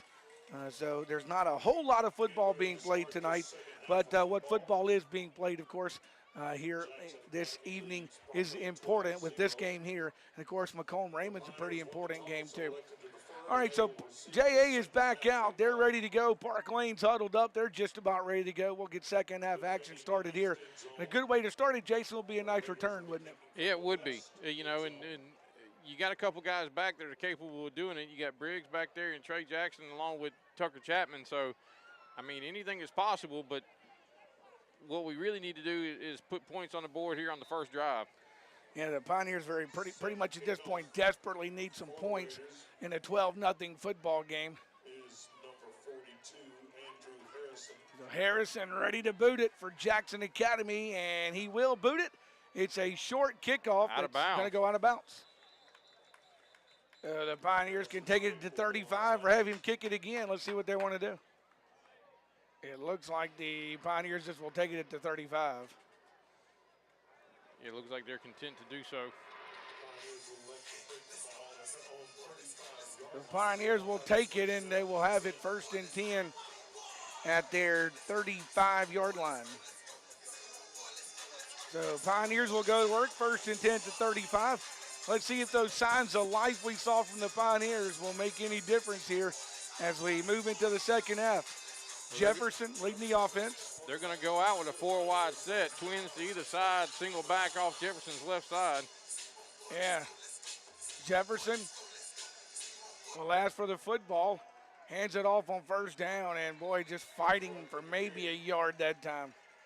Well, Benji, right now, JA's just stacking everybody up in the box. Parklane had 4 wide, and it was man coverage across the board. So, you know, they had 7 guys in the box. So you're trying to run against that, the numbers are against you. So second down and about 10, maybe 9.5. Ball just off the 35-yard line. They stay with those 4 receivers, 2 to each side for the Pioneers. Jefferson wants to throw that complete to Got it, Caruth. Caruth. He's gone. Across the 50, and he's gone. Nobody's going to catch Brewer Caruth, and he's going to go to the end zone for a touchdown.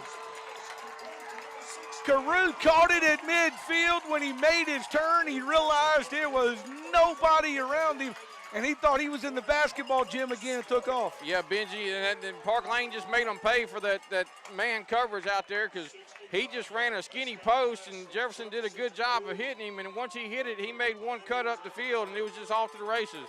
And a completion to the 50. He ran the other 50 for the touchdown for the Pioneers. Here comes Wyatt Dunn, his first opportunity of the evening to try to tack on the PAT for Parklane. There's the snap, the hold, the kick is up. That looks good. And it's good. Well, that's the way to answer. You're wondering, would the offense click? It clicks that time. It's a 12-7 football game. We'll come back in 30 seconds. Back in 30 seconds, Pioneer football right here on K106.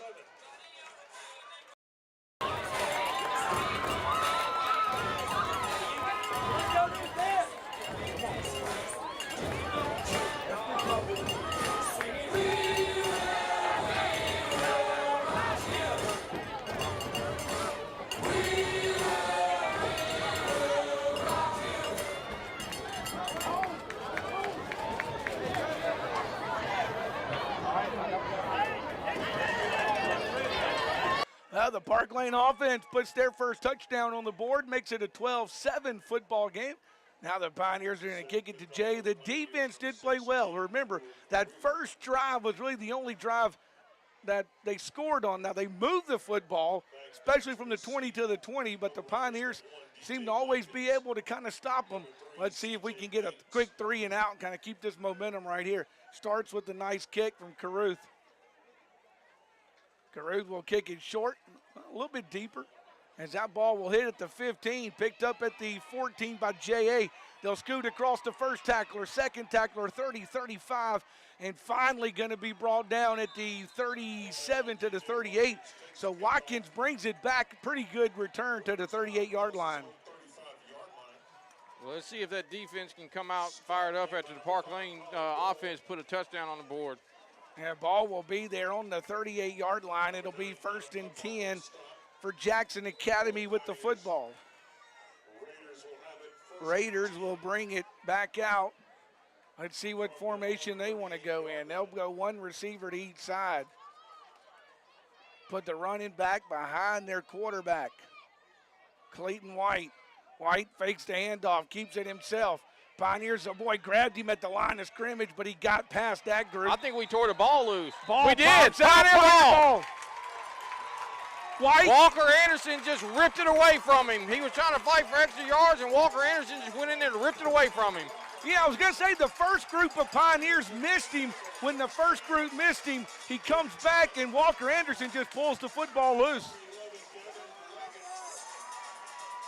And Benji, I can tell you that the Pioneer side of the field is a little more fired up right now. Oh, yeah, these fans are really getting behind them now. Ball will be at the 40, was at the 42 is where the Pioneers will go to work offensively. Ball at the 42. Parklane will stay in the 4 wide. Yeah, that's the same formation they were in last time. 2 receivers to each side. Jefferson, the quarterback, asks for the football. He'll put it in the air for Caruth. Caruth, put his fingertips on it, but couldn't hang on to it. No flag again. Benji, the guys draped over him the whole way down the field right in front of the official, and nothing is being called. That is the second time that's happened to Brewer Caruth. Coach Ron Rushing kind of looked at the official, and he just looked back at him and said it was clean. How was that clean? 2nd and 10 for the Pioneers at the 42. Triple receivers this time to the left for Parklane. Jefferson surveying the defense in front of him. As for the football, faked it to Pudfark. He'll keep it himself. He's got some room across the 35 to the 30. He may go. 35, he may go. 20, he 10, will. Touchdown. No, he's out of bounds. Out of bounds. He's out of bounds at about the 2. Jefferson tried to pull the ball across the pylon, but they're going to call him out. Well, they're going to say back at the 4. I think it should be closer to the 2, but they'll say it at the 4. Either way, the Pioneers will have it first and goal. 5 first downs for Parklane in the football game. Ball will be at the 4, first and goal now, Parklane, with 10:09 to play in this third period, as old Momo has found its way on the Pioneer side. Well, Benji, let's see what they do. You got basketball players at wide receiver. Jefferson's going to keep it, and he's going to score. Jefferson on the 4-yard keeper for the quarterback. With 10:06 to play, the Pioneers have scored, and by virtue of that score have taken the lead in the football game. Is 12-0 unsurmountable? Absolutely not. 2 drives and the Pioneers are right back in the football game and now have a lead. Pioneers will try to make this a 2-point game with the PAT. Dunn makes the first one. Let's see if he can peg this one through. Second time at the PAT for Mr. Dunn. Holds good, kicks up, blocked. Oh, they got in there on Dunn, almost had a defender on top of him. 13-12. Pioneers take the 1-point lead with 10:06 to play in the football game. In the third quarter, we'll come back 30 seconds, back in 30 seconds with Pioneer football on K106.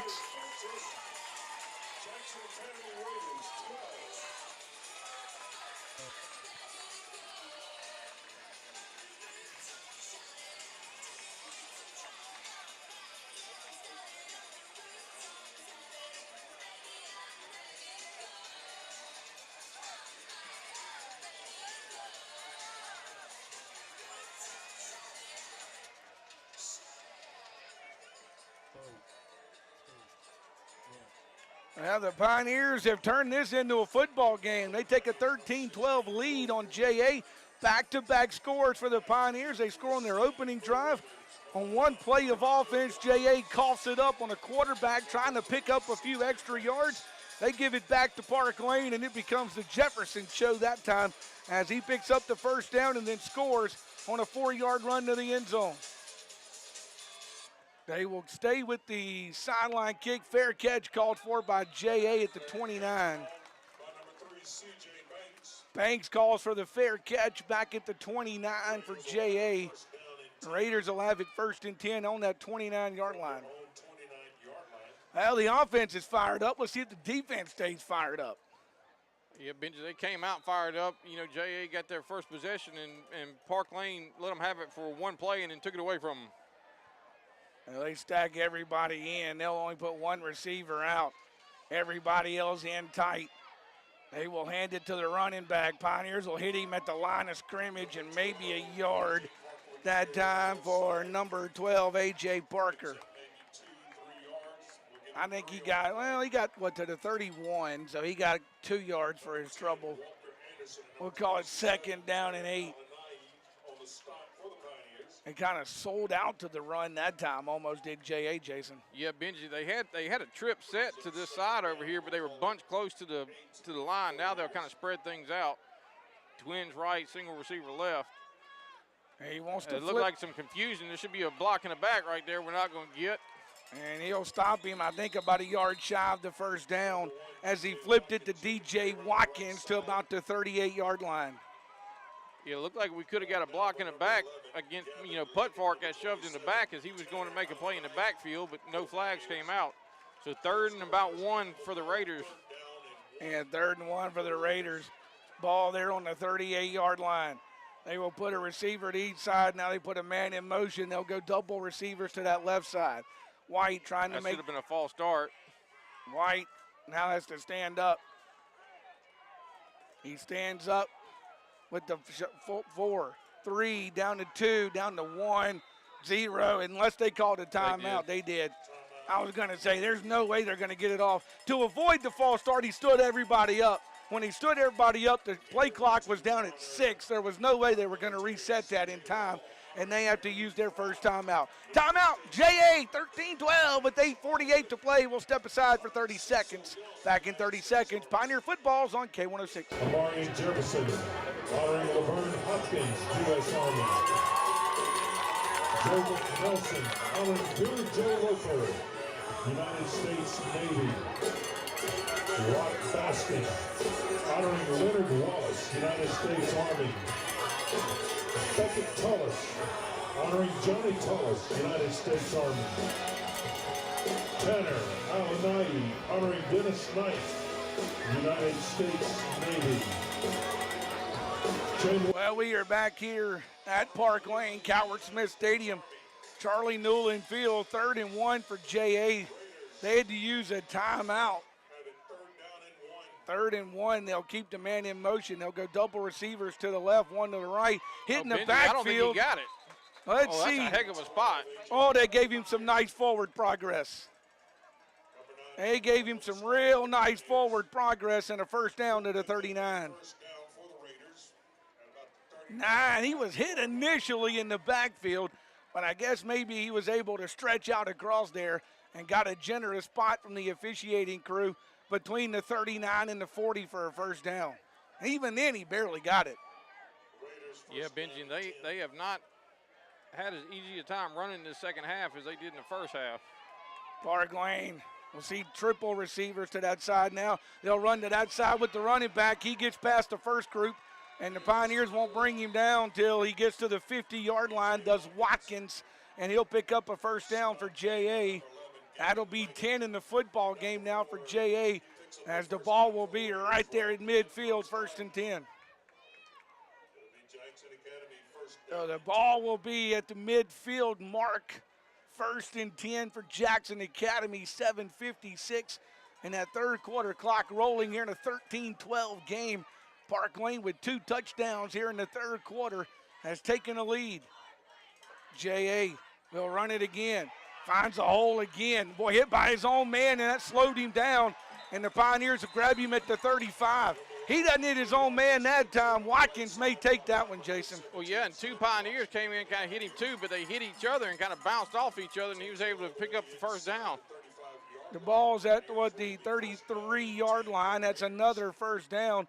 So on 3 straight plays, Jackson Academy's picked up first downs. They're 9th, 10th, and 11th of the football game. So JA with 3 straight first downs, clock ticking, just over 7 minutes to play here in the third quarter. 1st and 10 as JA comes back to the football.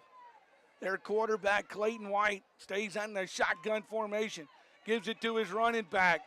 He's hit this time by the Pioneers at about the 31 for a gain of about 2. Stop made by number 50, Jason Blaylock. Yeah, Parklane did a pretty good job of clogging it up right there. Yeah, the Pioneers were doing good on then all of a sudden a couple of runs kind of broke for JA. Let's see if they can calm that defense back down here and they get a breath here, because JA is not a fast-paced offense, which does give the Pioneers a chance to catch their breath right here. White will ask for the football out of the shotgun formation. He wants to throw this time. Coxon fires it complete for a gain to number 26. That's Terry, who will grab it at about the 27-yard line, which will be 3rd down. So 3rd and 5 now for the Raiders. Big 3rd down here. You're in 4-down territory for the Raiders possibly, but boy, if you can make it 3rd and 5 or 3rd and more than 5, you feel like the Pioneers got a pretty good chance. Yeah, they just brought Watkins back in at tailback. He took a couple plays off. They got him back out there now to do the Raiders. Yeah, Raiders bring Watkins, who gets a big chunk of yards. They'll give it to him. And Oh! he'll be hit by a Pioneer. Yeah, Zed Washington absolutely destroyed him right there. Washington hit him at the line of scrimmage. It'll be 4th and 5. Actually, he lost, I think, back to the 28. So it'll be 4th down. And JA looks like they might be sending out, they're going to send out the field goal unit. That is a long field goal. Well, Benji, I watched this young man in warm-ups. Now, this is warm-ups, and he was kind of sporadic, but he did make one from 50. This one will be from 45. Yeah, 45-yard field goal. Parklane Kick got is somebody up, deep. and that is no good. Yep. He had the leg. Had the leg, but it's no good with 4:53 to play in the third quarter. The Parklane defense holds a missed field goal by Jackson Academy. Keeps it a 13-12 football game with 4:53 to play in the third period. Pioneers will get the football back at the 20-yard line, and will go to work 1st and 10 right there. Now it's time to keep that offense, keep your foot on the gas if you are the Parklane offense, as your defense is giving you the stop you need. MRA was winning. I think that's what I heard on the score. That went over to PA here a moment ago. Carroll Academy and Bowling Green in playoff action were tied. Macomb was beating Raymond. Boy, the Pioneers got to hurry. Play clock down to 3, down to 1. They finally get this one off. It's a running play. That will not net very much, if anything, for the Pioneers. No, I think you get back to the line of scrimmage. Number 5, Colin Doyle on the carry. That's Doyle who runs it for no gain. No gain on the play. 2nd and 10 for Parklane. In 10 for the Pioneers. So 2nd and 10 for Parklane with the ball there on the 20-yard line. Parklane with the football, 2nd and 10, back at their own 20-yard line. Benji still man coverage out wide here for JA. Let's see if Parklane tries to take advantage of it. They will. Underthrown. Caruth had to come back and grab it. He'll get up to the 33-yard line. Should be enough for a Pioneer first down. And that'll be number, let's see, 4, 5, 6, 7 in the game for Parklane. Caruth had to come back and get that one, but he had enough time to secure it and get the first down for Parklane up to the 30, well, let's see, that ball's about the 33-yard line. 1st and 10, Parklane. Parklane wants to run it. Pudfark was hit by his own man, but will drag forward across the 35 to the 36-yard line. Well, I'll call it 37, I think. Where they put it? They put on 37. So a decent game. Boy, kind of hit one of his linemen, kind of bounced off him, and then was able to get something. So good job, Pudfark, to get something on that one to set up 2nd down for Parklane. Yeah, just he took the hit and then got wrapped up and just kept moving his feet and able to pick up some positive yards. Just over 3 minutes to play third period. 13-12, Parklane by 1 here at the Coward Smith Stadium. Pioneers fake the run. They'll keep it with the quarterback, and Jefferson puts his head down and will go to the 41-yard line for a gain, and that'll bring up 3rd and short. That's one thing the Pioneers haven't had a lot of with not successful running the ball in the first half. A lot of 3rd and longs you had to convert. You got a 3rd and short here after a couple of pretty good runs by the Pioneers. The old 3 yards and a cloud of dust kind of working for Parklane on this drive. Yeah, right now, Benji, they can kind of go anywhere they want. They can run it, throw it. J.A.'s going to bring some pressure. Yeah, Jay put that extra man up. Now Parklane stands up. He'll back up. Jefferson will keep it himself for Parklane. He will get the first down as he will bring it across midfield to the 49-yard line inside J.A. territory. That is the 8th first down for Parklane. Well, Benji, they have targeted Caruth over here and on man coverage several times. Brent Fleming, who is also a basketball player, is man coverage on that far side. Wonder if we're going to try to exploit that. 2 to each side for Parklane. Jefferson will throw it. Caruth again, just overthrew him that time, and it'll be incomplete. Caruth had a step on his man, but it's a little overthrown to him. Yeah, Benji, and I think it would have taken him out of bounds even if he could have got it. So it will be 2nd and 10. Clock will stop with 2:05 to play here in the third period, with Parklane leading at 13-12. Remember, winner of this game hosts these two teams next week. Remember these names because you're going to be hearing them next week too. Yep, it's a rematch right now. They're just playing to see who's going to get the home game. 2 receivers left, 2 receivers right. Jefferson faked it to Pudfark, kept it himself. He'll go to the 45 and out of bounds. It's a short gain for the Pioneers of about 4. Clock will stop as he stepped out with 2 minutes to play here in this third period. So third and about 6 for Parklane with the football on the 45-yard line.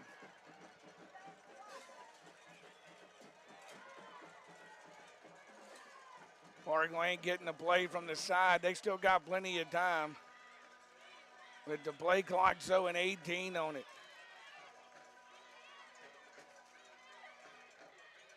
Now the play finally gets into them.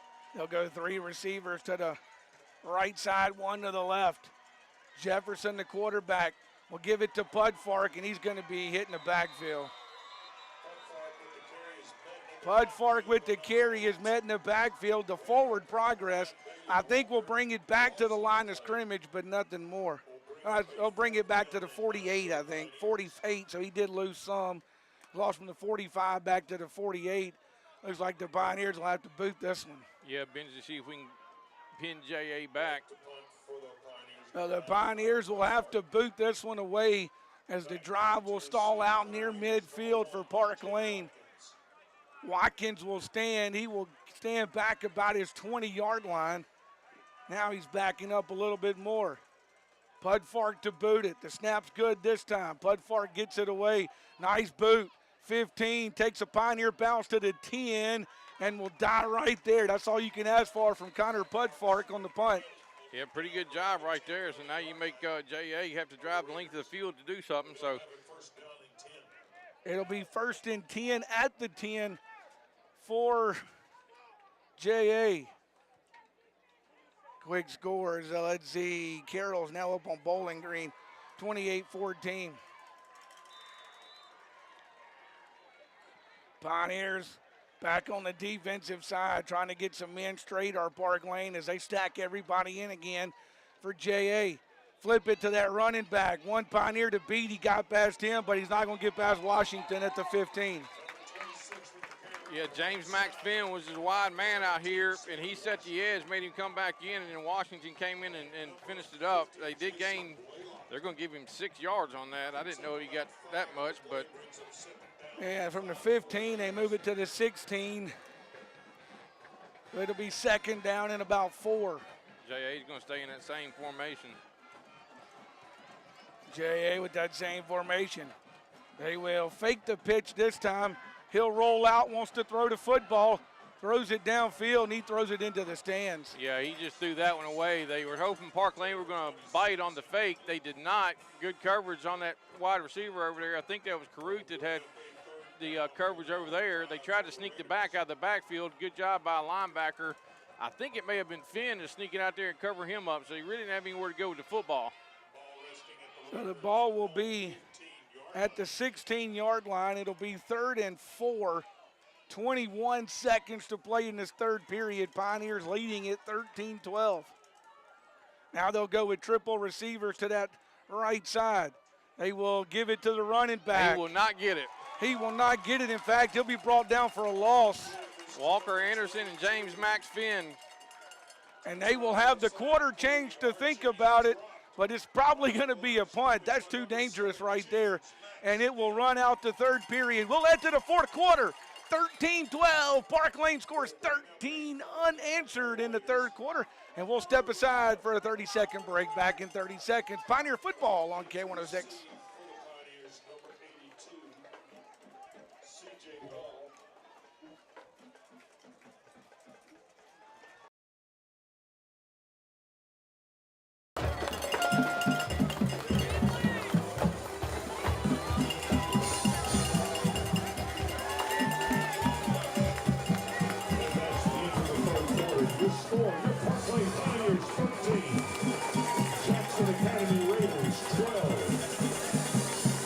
Jason, how do you answer 12 unanswered? You get 13 unanswered. That's right, and you get the ball back. Start the fourth quarter. I was going to say, and because of the Parklane defense, they're going to get the football back. It will be back at the, where is it, the 16-yard line. It'll be 4th down at the 16. No, excuse me, that's the 14. It was at the 16. He lost 2 yards on 3rd down. Let's see if the Pioneers can win this final 12 minutes and bring this game back next week to Coward Smith Stadium, Charlie Newland Field here on the Parklane campus. Well, it looks like Parklane is going to keep kind of the defense out there, kind of play punt safe. They got C.J. Wall back deep, but pretty much your standard defense on the field just in case J.A. tries to do something here. Let's see, the punter stands back at the goal line. They will boot it. It's a high punt, fair catch called for by Parklane. They'll get out of the way of it, and it will die at the 43-yard line, and that's where Parklane will take over the punt with 11:48 to play in the football game. Pioneers going to get pretty good field position despite it, and it looks like about the 44 where they mark it. So you get it at your own 44, you got plenty of time, but boy, a long drive that ends in a touchdown sure would be nice right here. Yeah, that'd be big. Parklane will come back, bring the offense back on the field. Pioneers trying to win their second 6A game this season after not winning one since 2018 for the Pioneers. Parklane. Double receivers to the right, double receivers to the left, one to the right. J.A. is going to put an extra man in the box. They want to blitz. Parklane picks it up. That's got to be a hold. Where's the holding? There's There it the is. flag. Finally, the flag comes. Caruth made a move on the Raider DB, and he grabbed him by the waist, and Caruth was still trying to run, get to the ball. The flag came out awful late. But it's got to be a hold against them. I'm telling you, if he doesn't hold Caruth, he catches that at 6 points. Absolutely. He will come to this side. It will be pass interference. They're going to give him the 15-yarder. I'll take that one too. Pass interference against the Raiders. That's 9 for 80 yards in the football game. The Pioneers will net a first down for their trouble. They will bring it to the 41-yard line. That is 9 first downs for Parklane. I'm telling you, he doesn't hold him, he scores. So he saves a touchdown by virtue of the hold. Because that ball was in Caruth's wheelhouse right there. Absolutely, and he definitely had a step on him. So Jefferson in the offense now from the 41-yard line, 1st and 10 after the pass interference call. Jefferson will give it to Pudfark. Pudfark will try to scoot his way forward.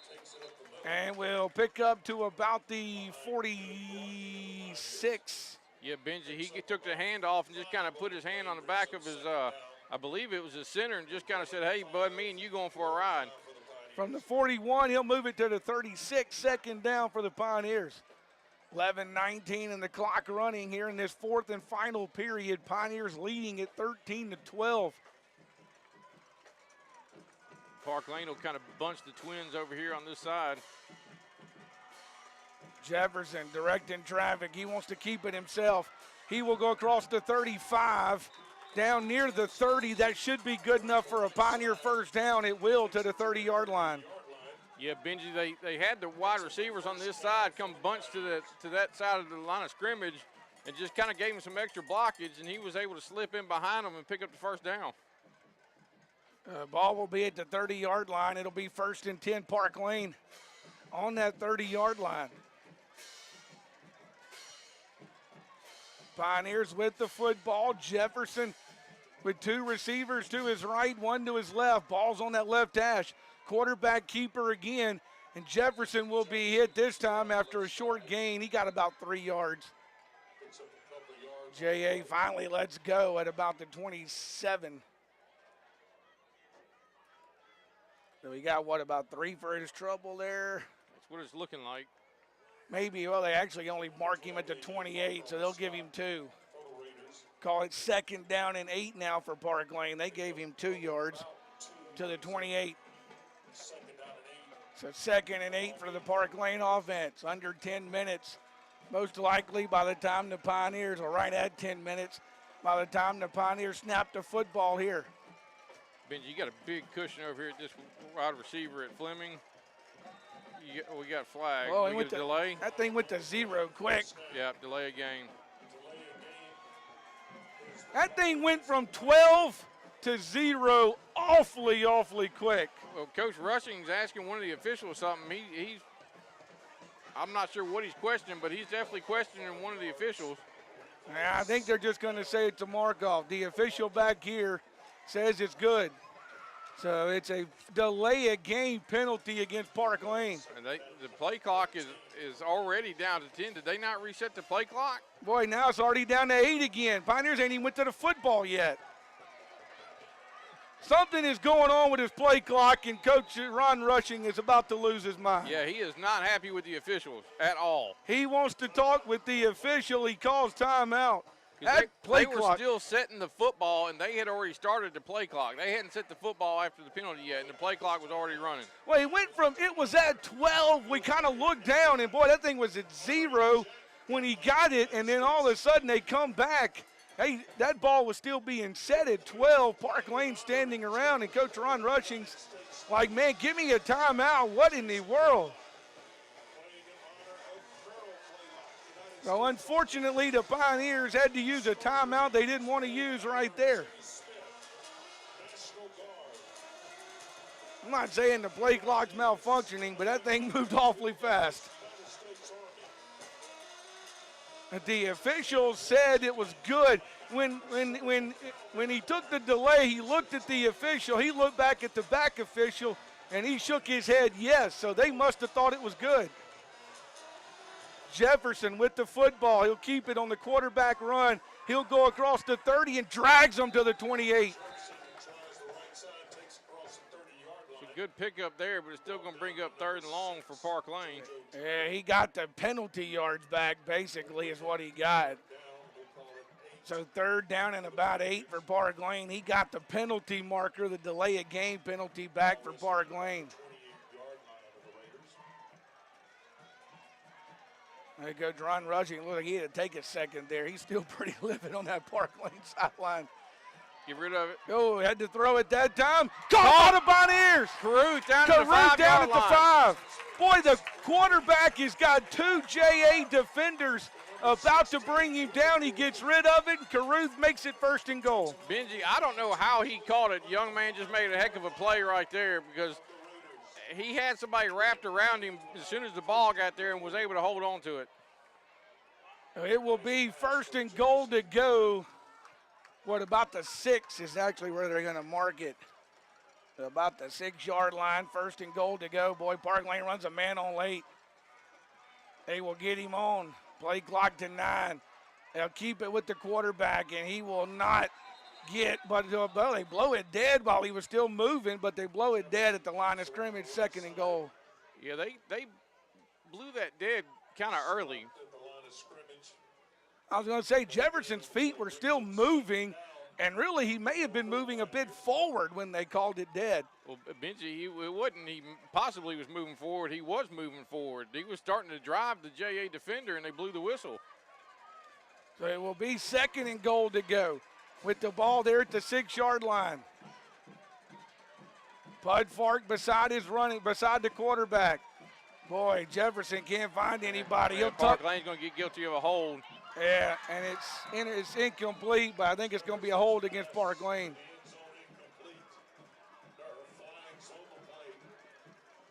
And that's going to back Parklane up 10 yards. Well, Benji, I think Parklane's going to be guilty of the hold, but I will tell you that the head official was not happy with one of the JA players because he was giving him an earful as he was walking away. Yeah, let's call it celebrate. Man, they've started the play clock again. We ain't even got the penalty marker done now. Holding against Parklane is the call. 3rd penalty, 20 yards. JA was celebrating the holding penalty a little bit. Let's call it celebrating the holding penalty. And the White Hat was not exactly happy with that. And now the officials are going to talk this one over. I'm not sure what they're talking about. They've marked the hold off.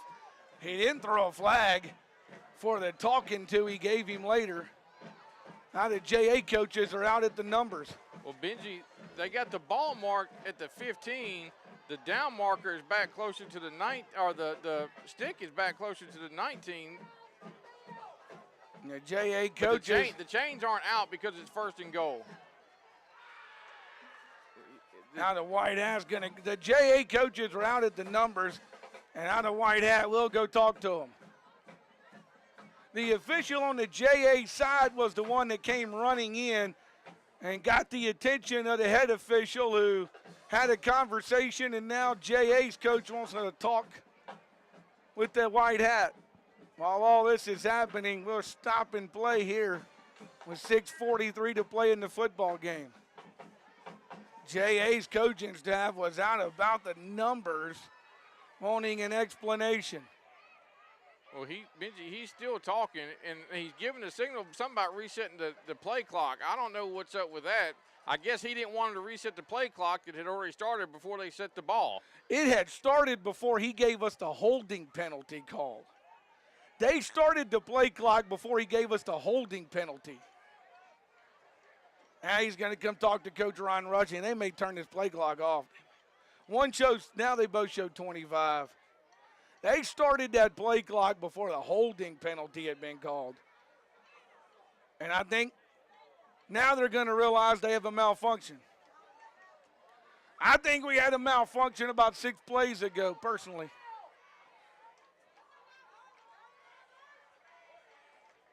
I think we probably had a play clock malfunction 6 plays ago when it went from 12 to 2, but that's just me.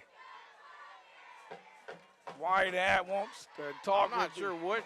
I think they want the game clock reset. They are looking to this play clock. Well, the game clock currently shows 6:43. They are going to reset the game clock. What are they going to set it to? JA wanted more time, so let's see what it should be. It ain't going to be 72 minutes. 7 minutes and 20 seconds. 7:20. So they put basically 40 seconds back on the clock. And now they feel like they got it right. The JA coach, though, was signaling the play clock, not the game clock. I don't know what was going on. All right, so Parklane is going to have it 2nd and goal from the 15. Let's see what they get drawn up right here. Yeah, 2nd and goal to go from the 15 for Parklane Pioneers. Jefferson wants the football, wants to throw under pressure, and he's going to go down. He will go down at the 26-yard line. He will lose even more for Parklane, and it will be 3rd down and goal back at the 26. Yeah, Benji, they just kind of brought the house from that left side, and the offensive line couldn't hold them. So 3rd down, goal to go now for Parklane. 13-12, Pioneers with the lead. Boy, had it 1st and goal to go at the 6. Now you're 3rd and goal to go back at the 26. Pioneers are going the wrong direction on this drive, and the play clock's bleeding down on them again. Jefferson will ask for the football, gets it off, wants to throw, under pressure again. This time he'll take off, got it complete to the 15, but he's brought down there. How did Jefferson complete that? I don't know, but he's still down on the turf. And he is getting assistance as he took a big hit. The ball will be at the 15-yard line, 4th and goal to go. It was Jax Albritton on the reception. Yeah, somehow he got the ball to Jax Albritton. So 4th and goal to go. Pioneers will go for it from the 16. There will be no long field goal for the Pioneers. There's and they jump. We're going to get 5 out of it. Pioneers will get 5 out of it, 10 for 85. That'll bring it to from the 15 to the 10. So, I say the 10, it's the 11. The ball must have been the 16 for the previous catch. So the ball will be at the 6-yard line. Now what are the officials talking about?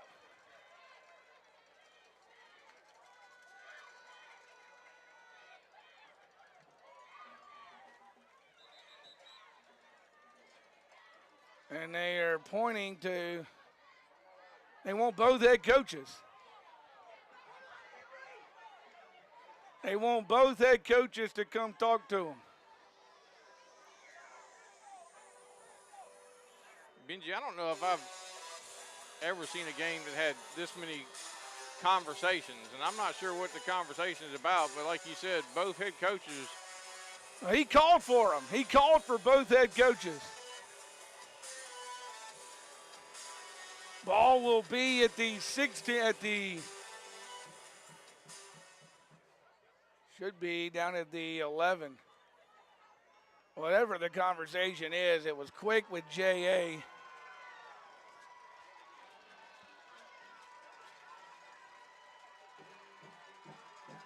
And they are instructing something as they talk to a couple of Parklane players. Usually you only do that if there's a lot of chirpiness going on, but they didn't ask for the players, only the head coaches. So it will be 4th and goal to go. Pioneers at the 11 with the football. They There's tried the flag. What's the flag? What's this flag for? The white hat threw it. False start. False start, Parklane.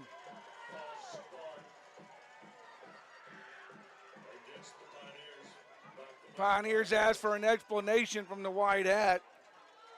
He goes and gives J.A. the explanation. You got to come give it to Parklane too. So back it up to the original spot. And they have started the clock. Yeah, Parklane is still looking at the sideline. He started the clock already. I don't know if they can get this one off, Jason. We may have to use a timeout. Yeah, it's down to 10. They're going to have to hurry. Play clock down at 7-6. Jefferson gonna have to rush it. Down to 2. They do get it off. Gotta get rid of Jefferson it. wants to throw it.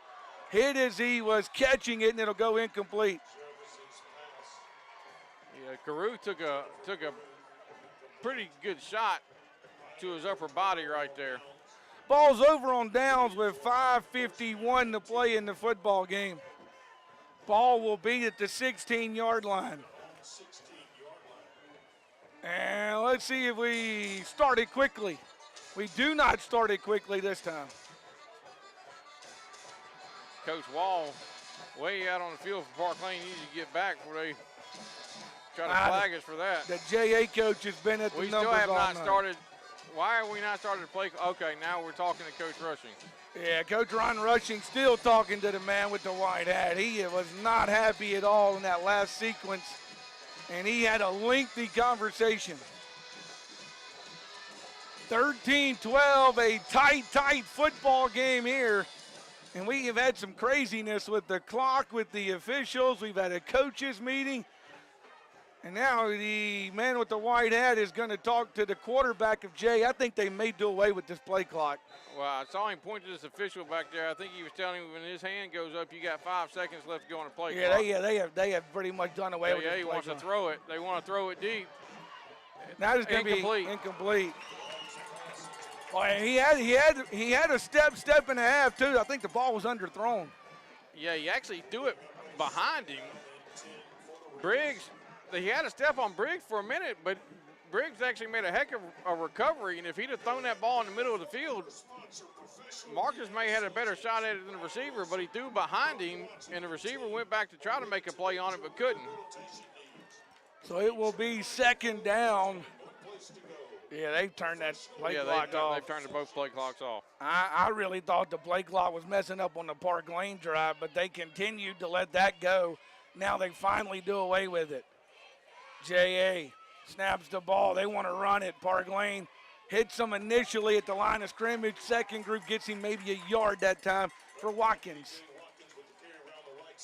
He'll go about the 17. Gain of 1 will set up 3rd and 9 for J.A. with 5:28 to play here in the football game.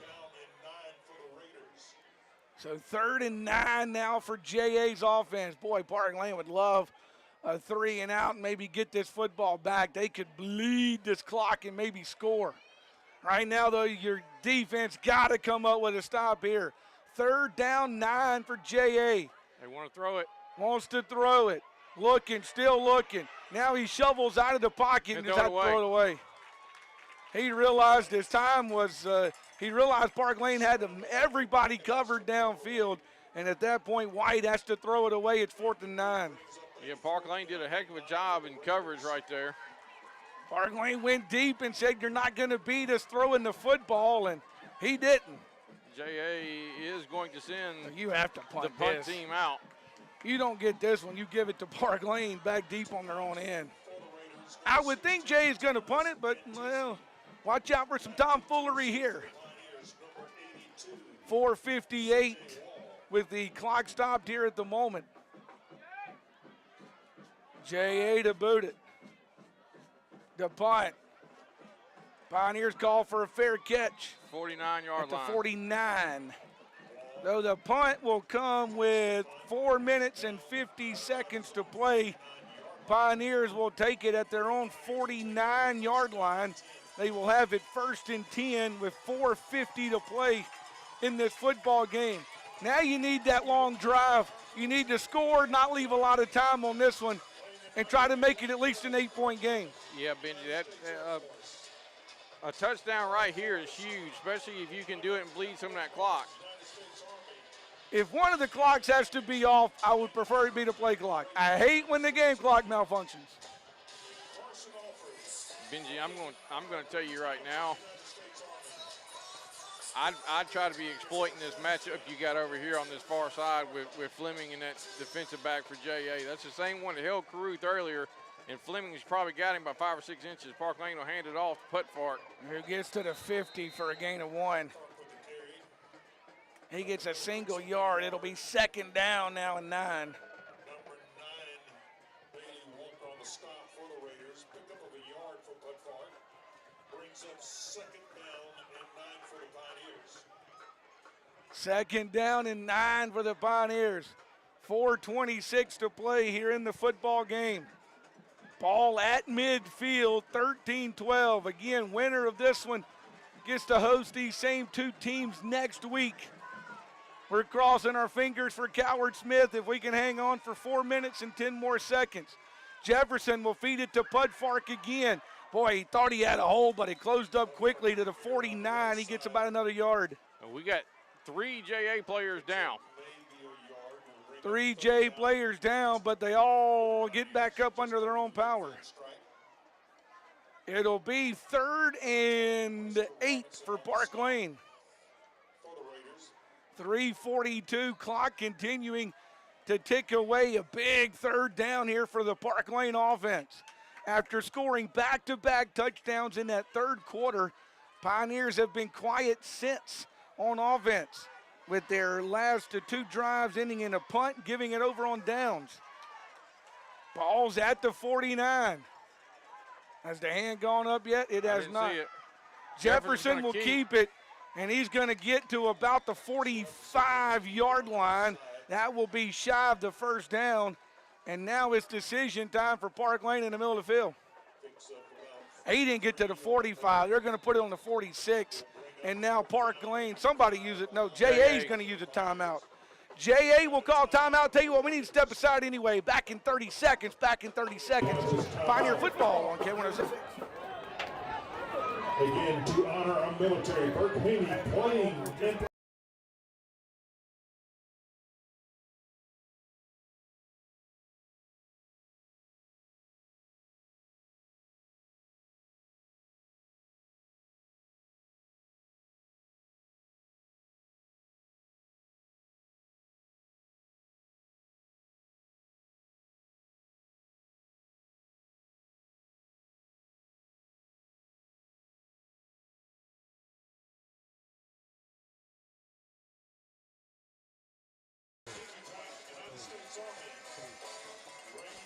Macomb has taken a 25-14 lead on Raymond. Carroll has beaten Bowling Green 28-14 to end the Bucks run in the playoffs. As a couple of scores coming in here. We got 3 minutes to play in this one. It's 4th down, and is that the old offense Parklane's leaving on the field? No, that's the punt team. Yeah, okay. Yeah, Jefferson did. For a minute there, I thought Parklane may try to go for it on 4th and 6. Well, I can tell you right now, it looks like JA is planning on bringing the house. Yeah, they put only 1 man back. Everybody else up. They want to try to block it. They don't get it. Putfark gets it off. Fair catch called for it to 10. Putfark does his job once again for Parklane and will back him up to the 10. The punt with 2:53 to play. And now you put this game into your defense's hands, Jason, up 1. Yeah, and they've stood tall most of the night. We need another big one right here. Well, they got him a 3 and out last time before giving it back to the offense, and then the Parklane offense goes to 3 and out. So each team swapped 3 and outs. We're right back where we started with 2:53 to play. Ball's back at the 10. Well, let's see if J.A. tries to keep it on the ground right here, or if they try to air it out with only one timeout left. They will try to throw it. Yeah, they want to throw the football. Throws it deep downfield. That one is Complete. somehow caught up to the 45-yard line under double coverage. And boy, I tell you, he kind of... That should have been a flag. He's taunting the Parklane player, but we won't get a flag for that. Brought down at the 45 for a first down. It is 12 first downs. Boy, that's about the most clearest case of taunting you ever seen. And that's, the ball's that's not at the first time he's done it tonight either. It's not, but he clearly went up and dropped the ball in front of his face. 2.5 minutes remaining. Ball's at the 44. The Parklane defense, after giving up the big catch here, they want to throw it again. wants to throw it again. Goes downfield. That one is caught. Did he stay in bounce? They say he did. And the pass complete to the 36. That's number 16 on the completion. That's Acne who caught it. That is the 13th first down for J.A. there in Parklane territory. Down 1 now at the 36-yard line. Excuse me, at the 37-yard line. Back-to-back big catches by Jackson Academy. Has them on the Parklane end with 2:19 to play. Jay's offside. Now they back up. See if the defense boys got to come up with something here. Watkins back in at tailback. They raised a hand to show 5. He will snap the football. Quarterback under pressure. He'll have to throw that one away. Parklane got pretty good pressure on Clayton White that time, and he throws it away. 2nd and 10 at the 36. The lead only 1 for Parklane at 13-12. 12 first half points for Jackson Academy. 13 in the third quarter for Parklane. Nobody has dented the scoreboard since Parklane took a 13-0 run. 2nd down, 10 for Jackson Academy. 2:12 to play here at Coward Smith Stadium. White asks for the football. Wants to throw under pressure. Boy, the Pioneer missed him. Throws it away again. Yeah, James Max Finn was coming in on him, lost his footing before he could get there. Now it's 3rd and 10. Clock stopped with 2:05 to play here in the football game. So 3rd and 10 for Jackson Academy with 2:05 to play in the football game. 3rd down and 10 for the JA offense. Boy, the Parklane crowd trying to get behind this Parklane defense. Can they come up with a stop some way, somehow? JA will put a man on the motion. Now they'll go 3 to the left, 1 to the right. Yeah, he's got to waste their last time out. Yeah, they were running. Play clock was about to expire on them, and JA has to use their last time out. The arm went up, and JA had not even set yet, so it's to avoid a delay of game, Jay uses their final timeout. 2:05 to play. We'll step aside for 30 seconds. Back in 30 seconds. Pioneer football on K106.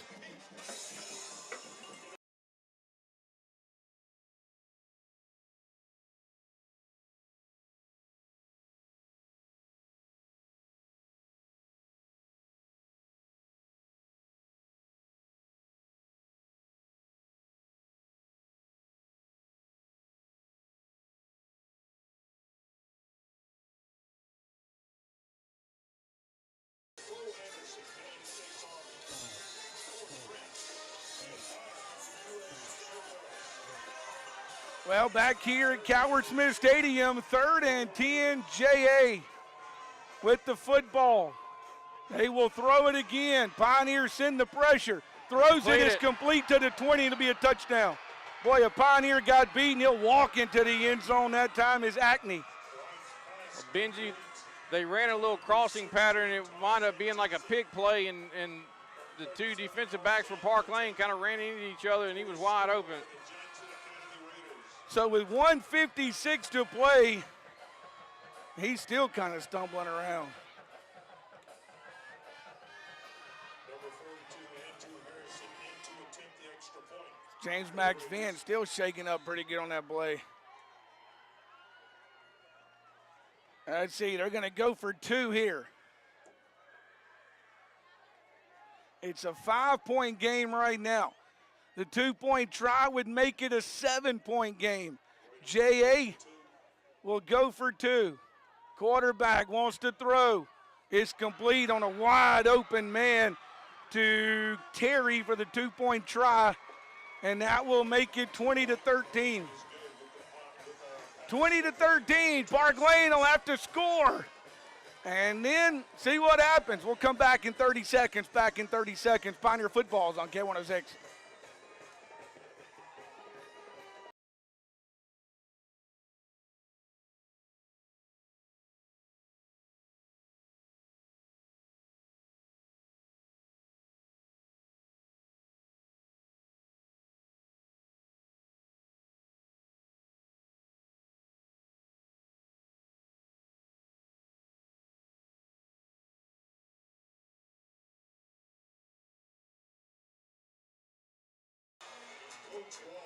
Well, back here at Parklane Academy, 1:56 to play.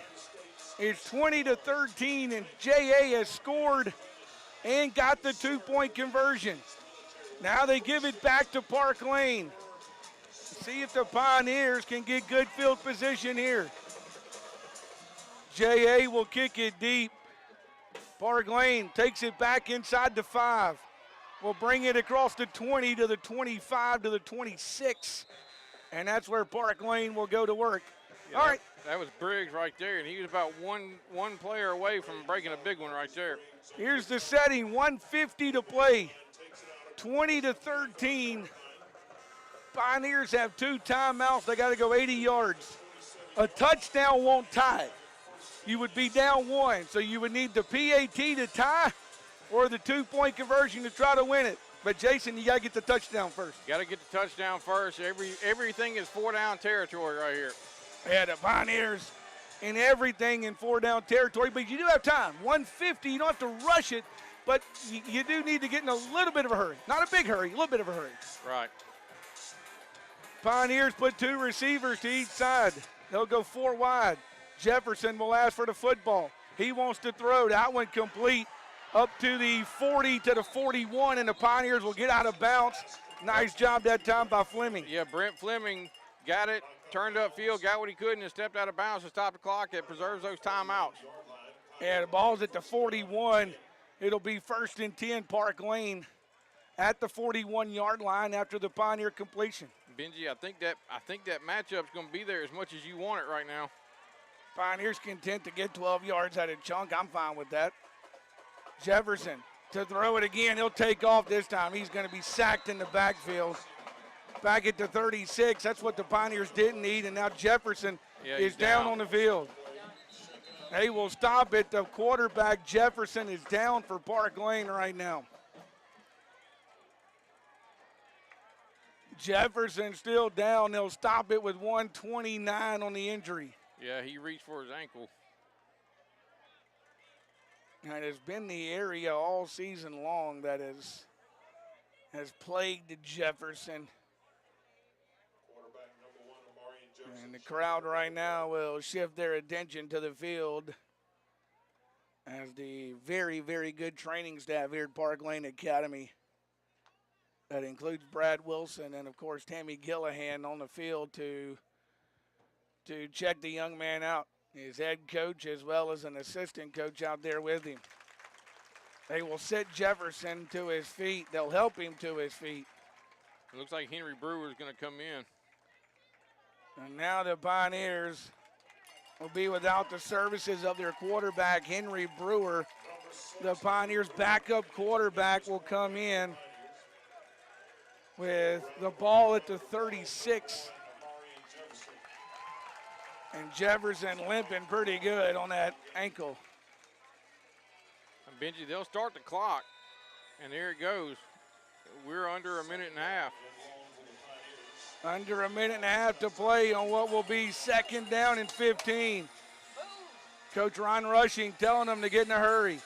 Henry Brewer with the football. He wants to throw. Cox fires, goes downfield with it, and that's going to be intercepted by J.A.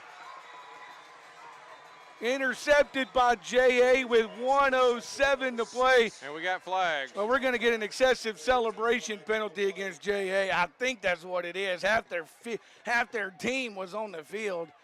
If that's not it, I don't know what else it could be. The officials will talk about it. They'll talk about it with the J.A. coaches who are out there joining the conversation. Everybody on that J.A. coaching staff and the players themselves were all on the field. You know it's going to be a personal foul. It's just how they mark it here. And what they decide to do with it with 1:07 to play, 20-13 the score here. They're going to mark that one against Parklane.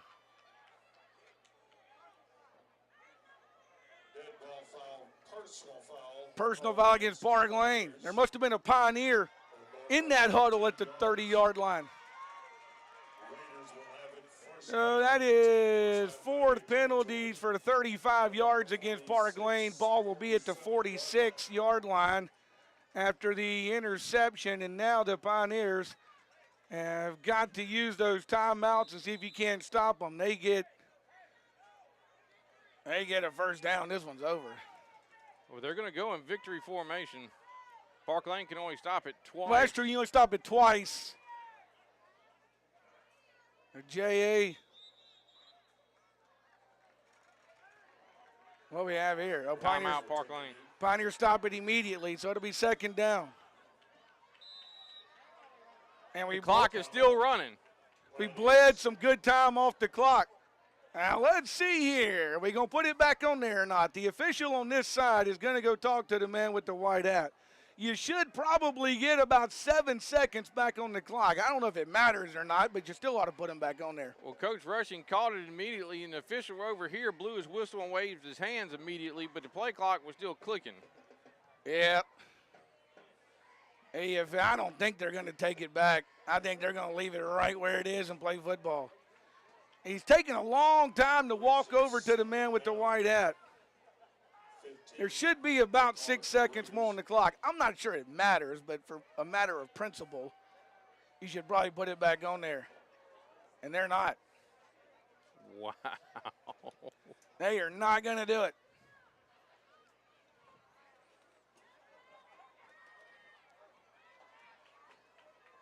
So they will say it's going to stay at 1:01. The official just shrugs to Coach Ron Rushing, said, I said it. They said no. He wants nothing to do with that conversation. He'll shrug his shoulders and move on.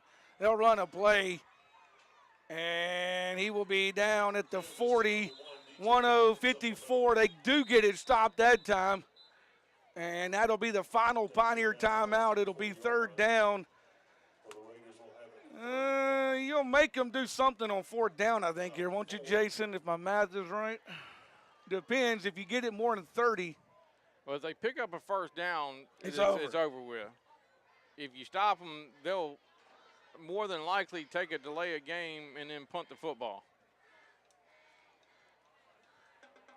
The Pioneers used their final timeout of the football game with 54 seconds left on the clock in a 2013 game. J.A. broke out her huddle, went to the football. Now they go back to the coaching staff.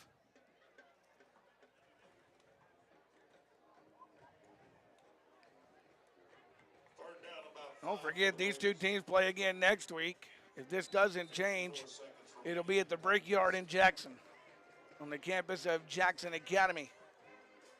54 seconds to play in this one. They will run a play on 3rd down to try to get the first down. They will not. They will not. Play ends at 49 seconds. They will set the football at 45. They'll have to run one more play on 4th down.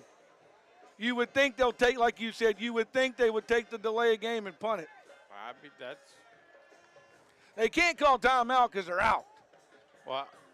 Now let's make sure we get it stopped. In saying that, I actually know what I would do, but I'm not going to say it in case they decide to be smart and do that. I'd go run a play. I'd go run a play. But they are going to do that. They're going to run it all the way down. I guess they have told the white hat where they want it to stop because they are on their sideline. And now they roll the flag with 5, 4, 3. It ticked off 2 more seconds.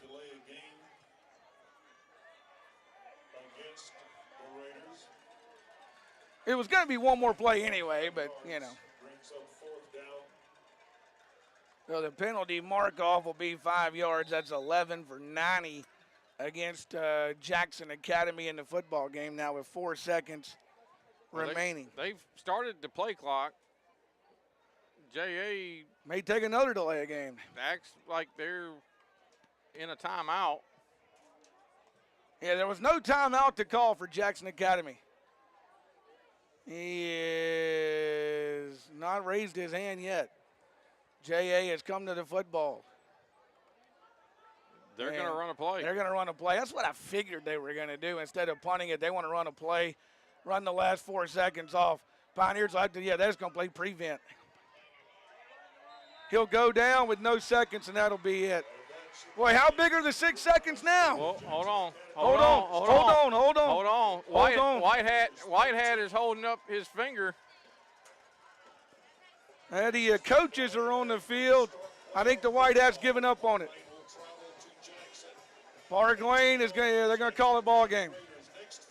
White Hat went in and marked it, but then the players all hit the field, and this one's going to be over. 20-13, Parklane going to lose this one to JA. JA scores the first 12. Parklane comes back with 13 unanswered. But then JA scores that last touchdown with 1:56 to play, converts the 2-point try, and they're going to escape here with a 2013 victory. We'll come back 2 minutes, talk about it, back in 2 minutes to talk about it. Pioneer football on K106.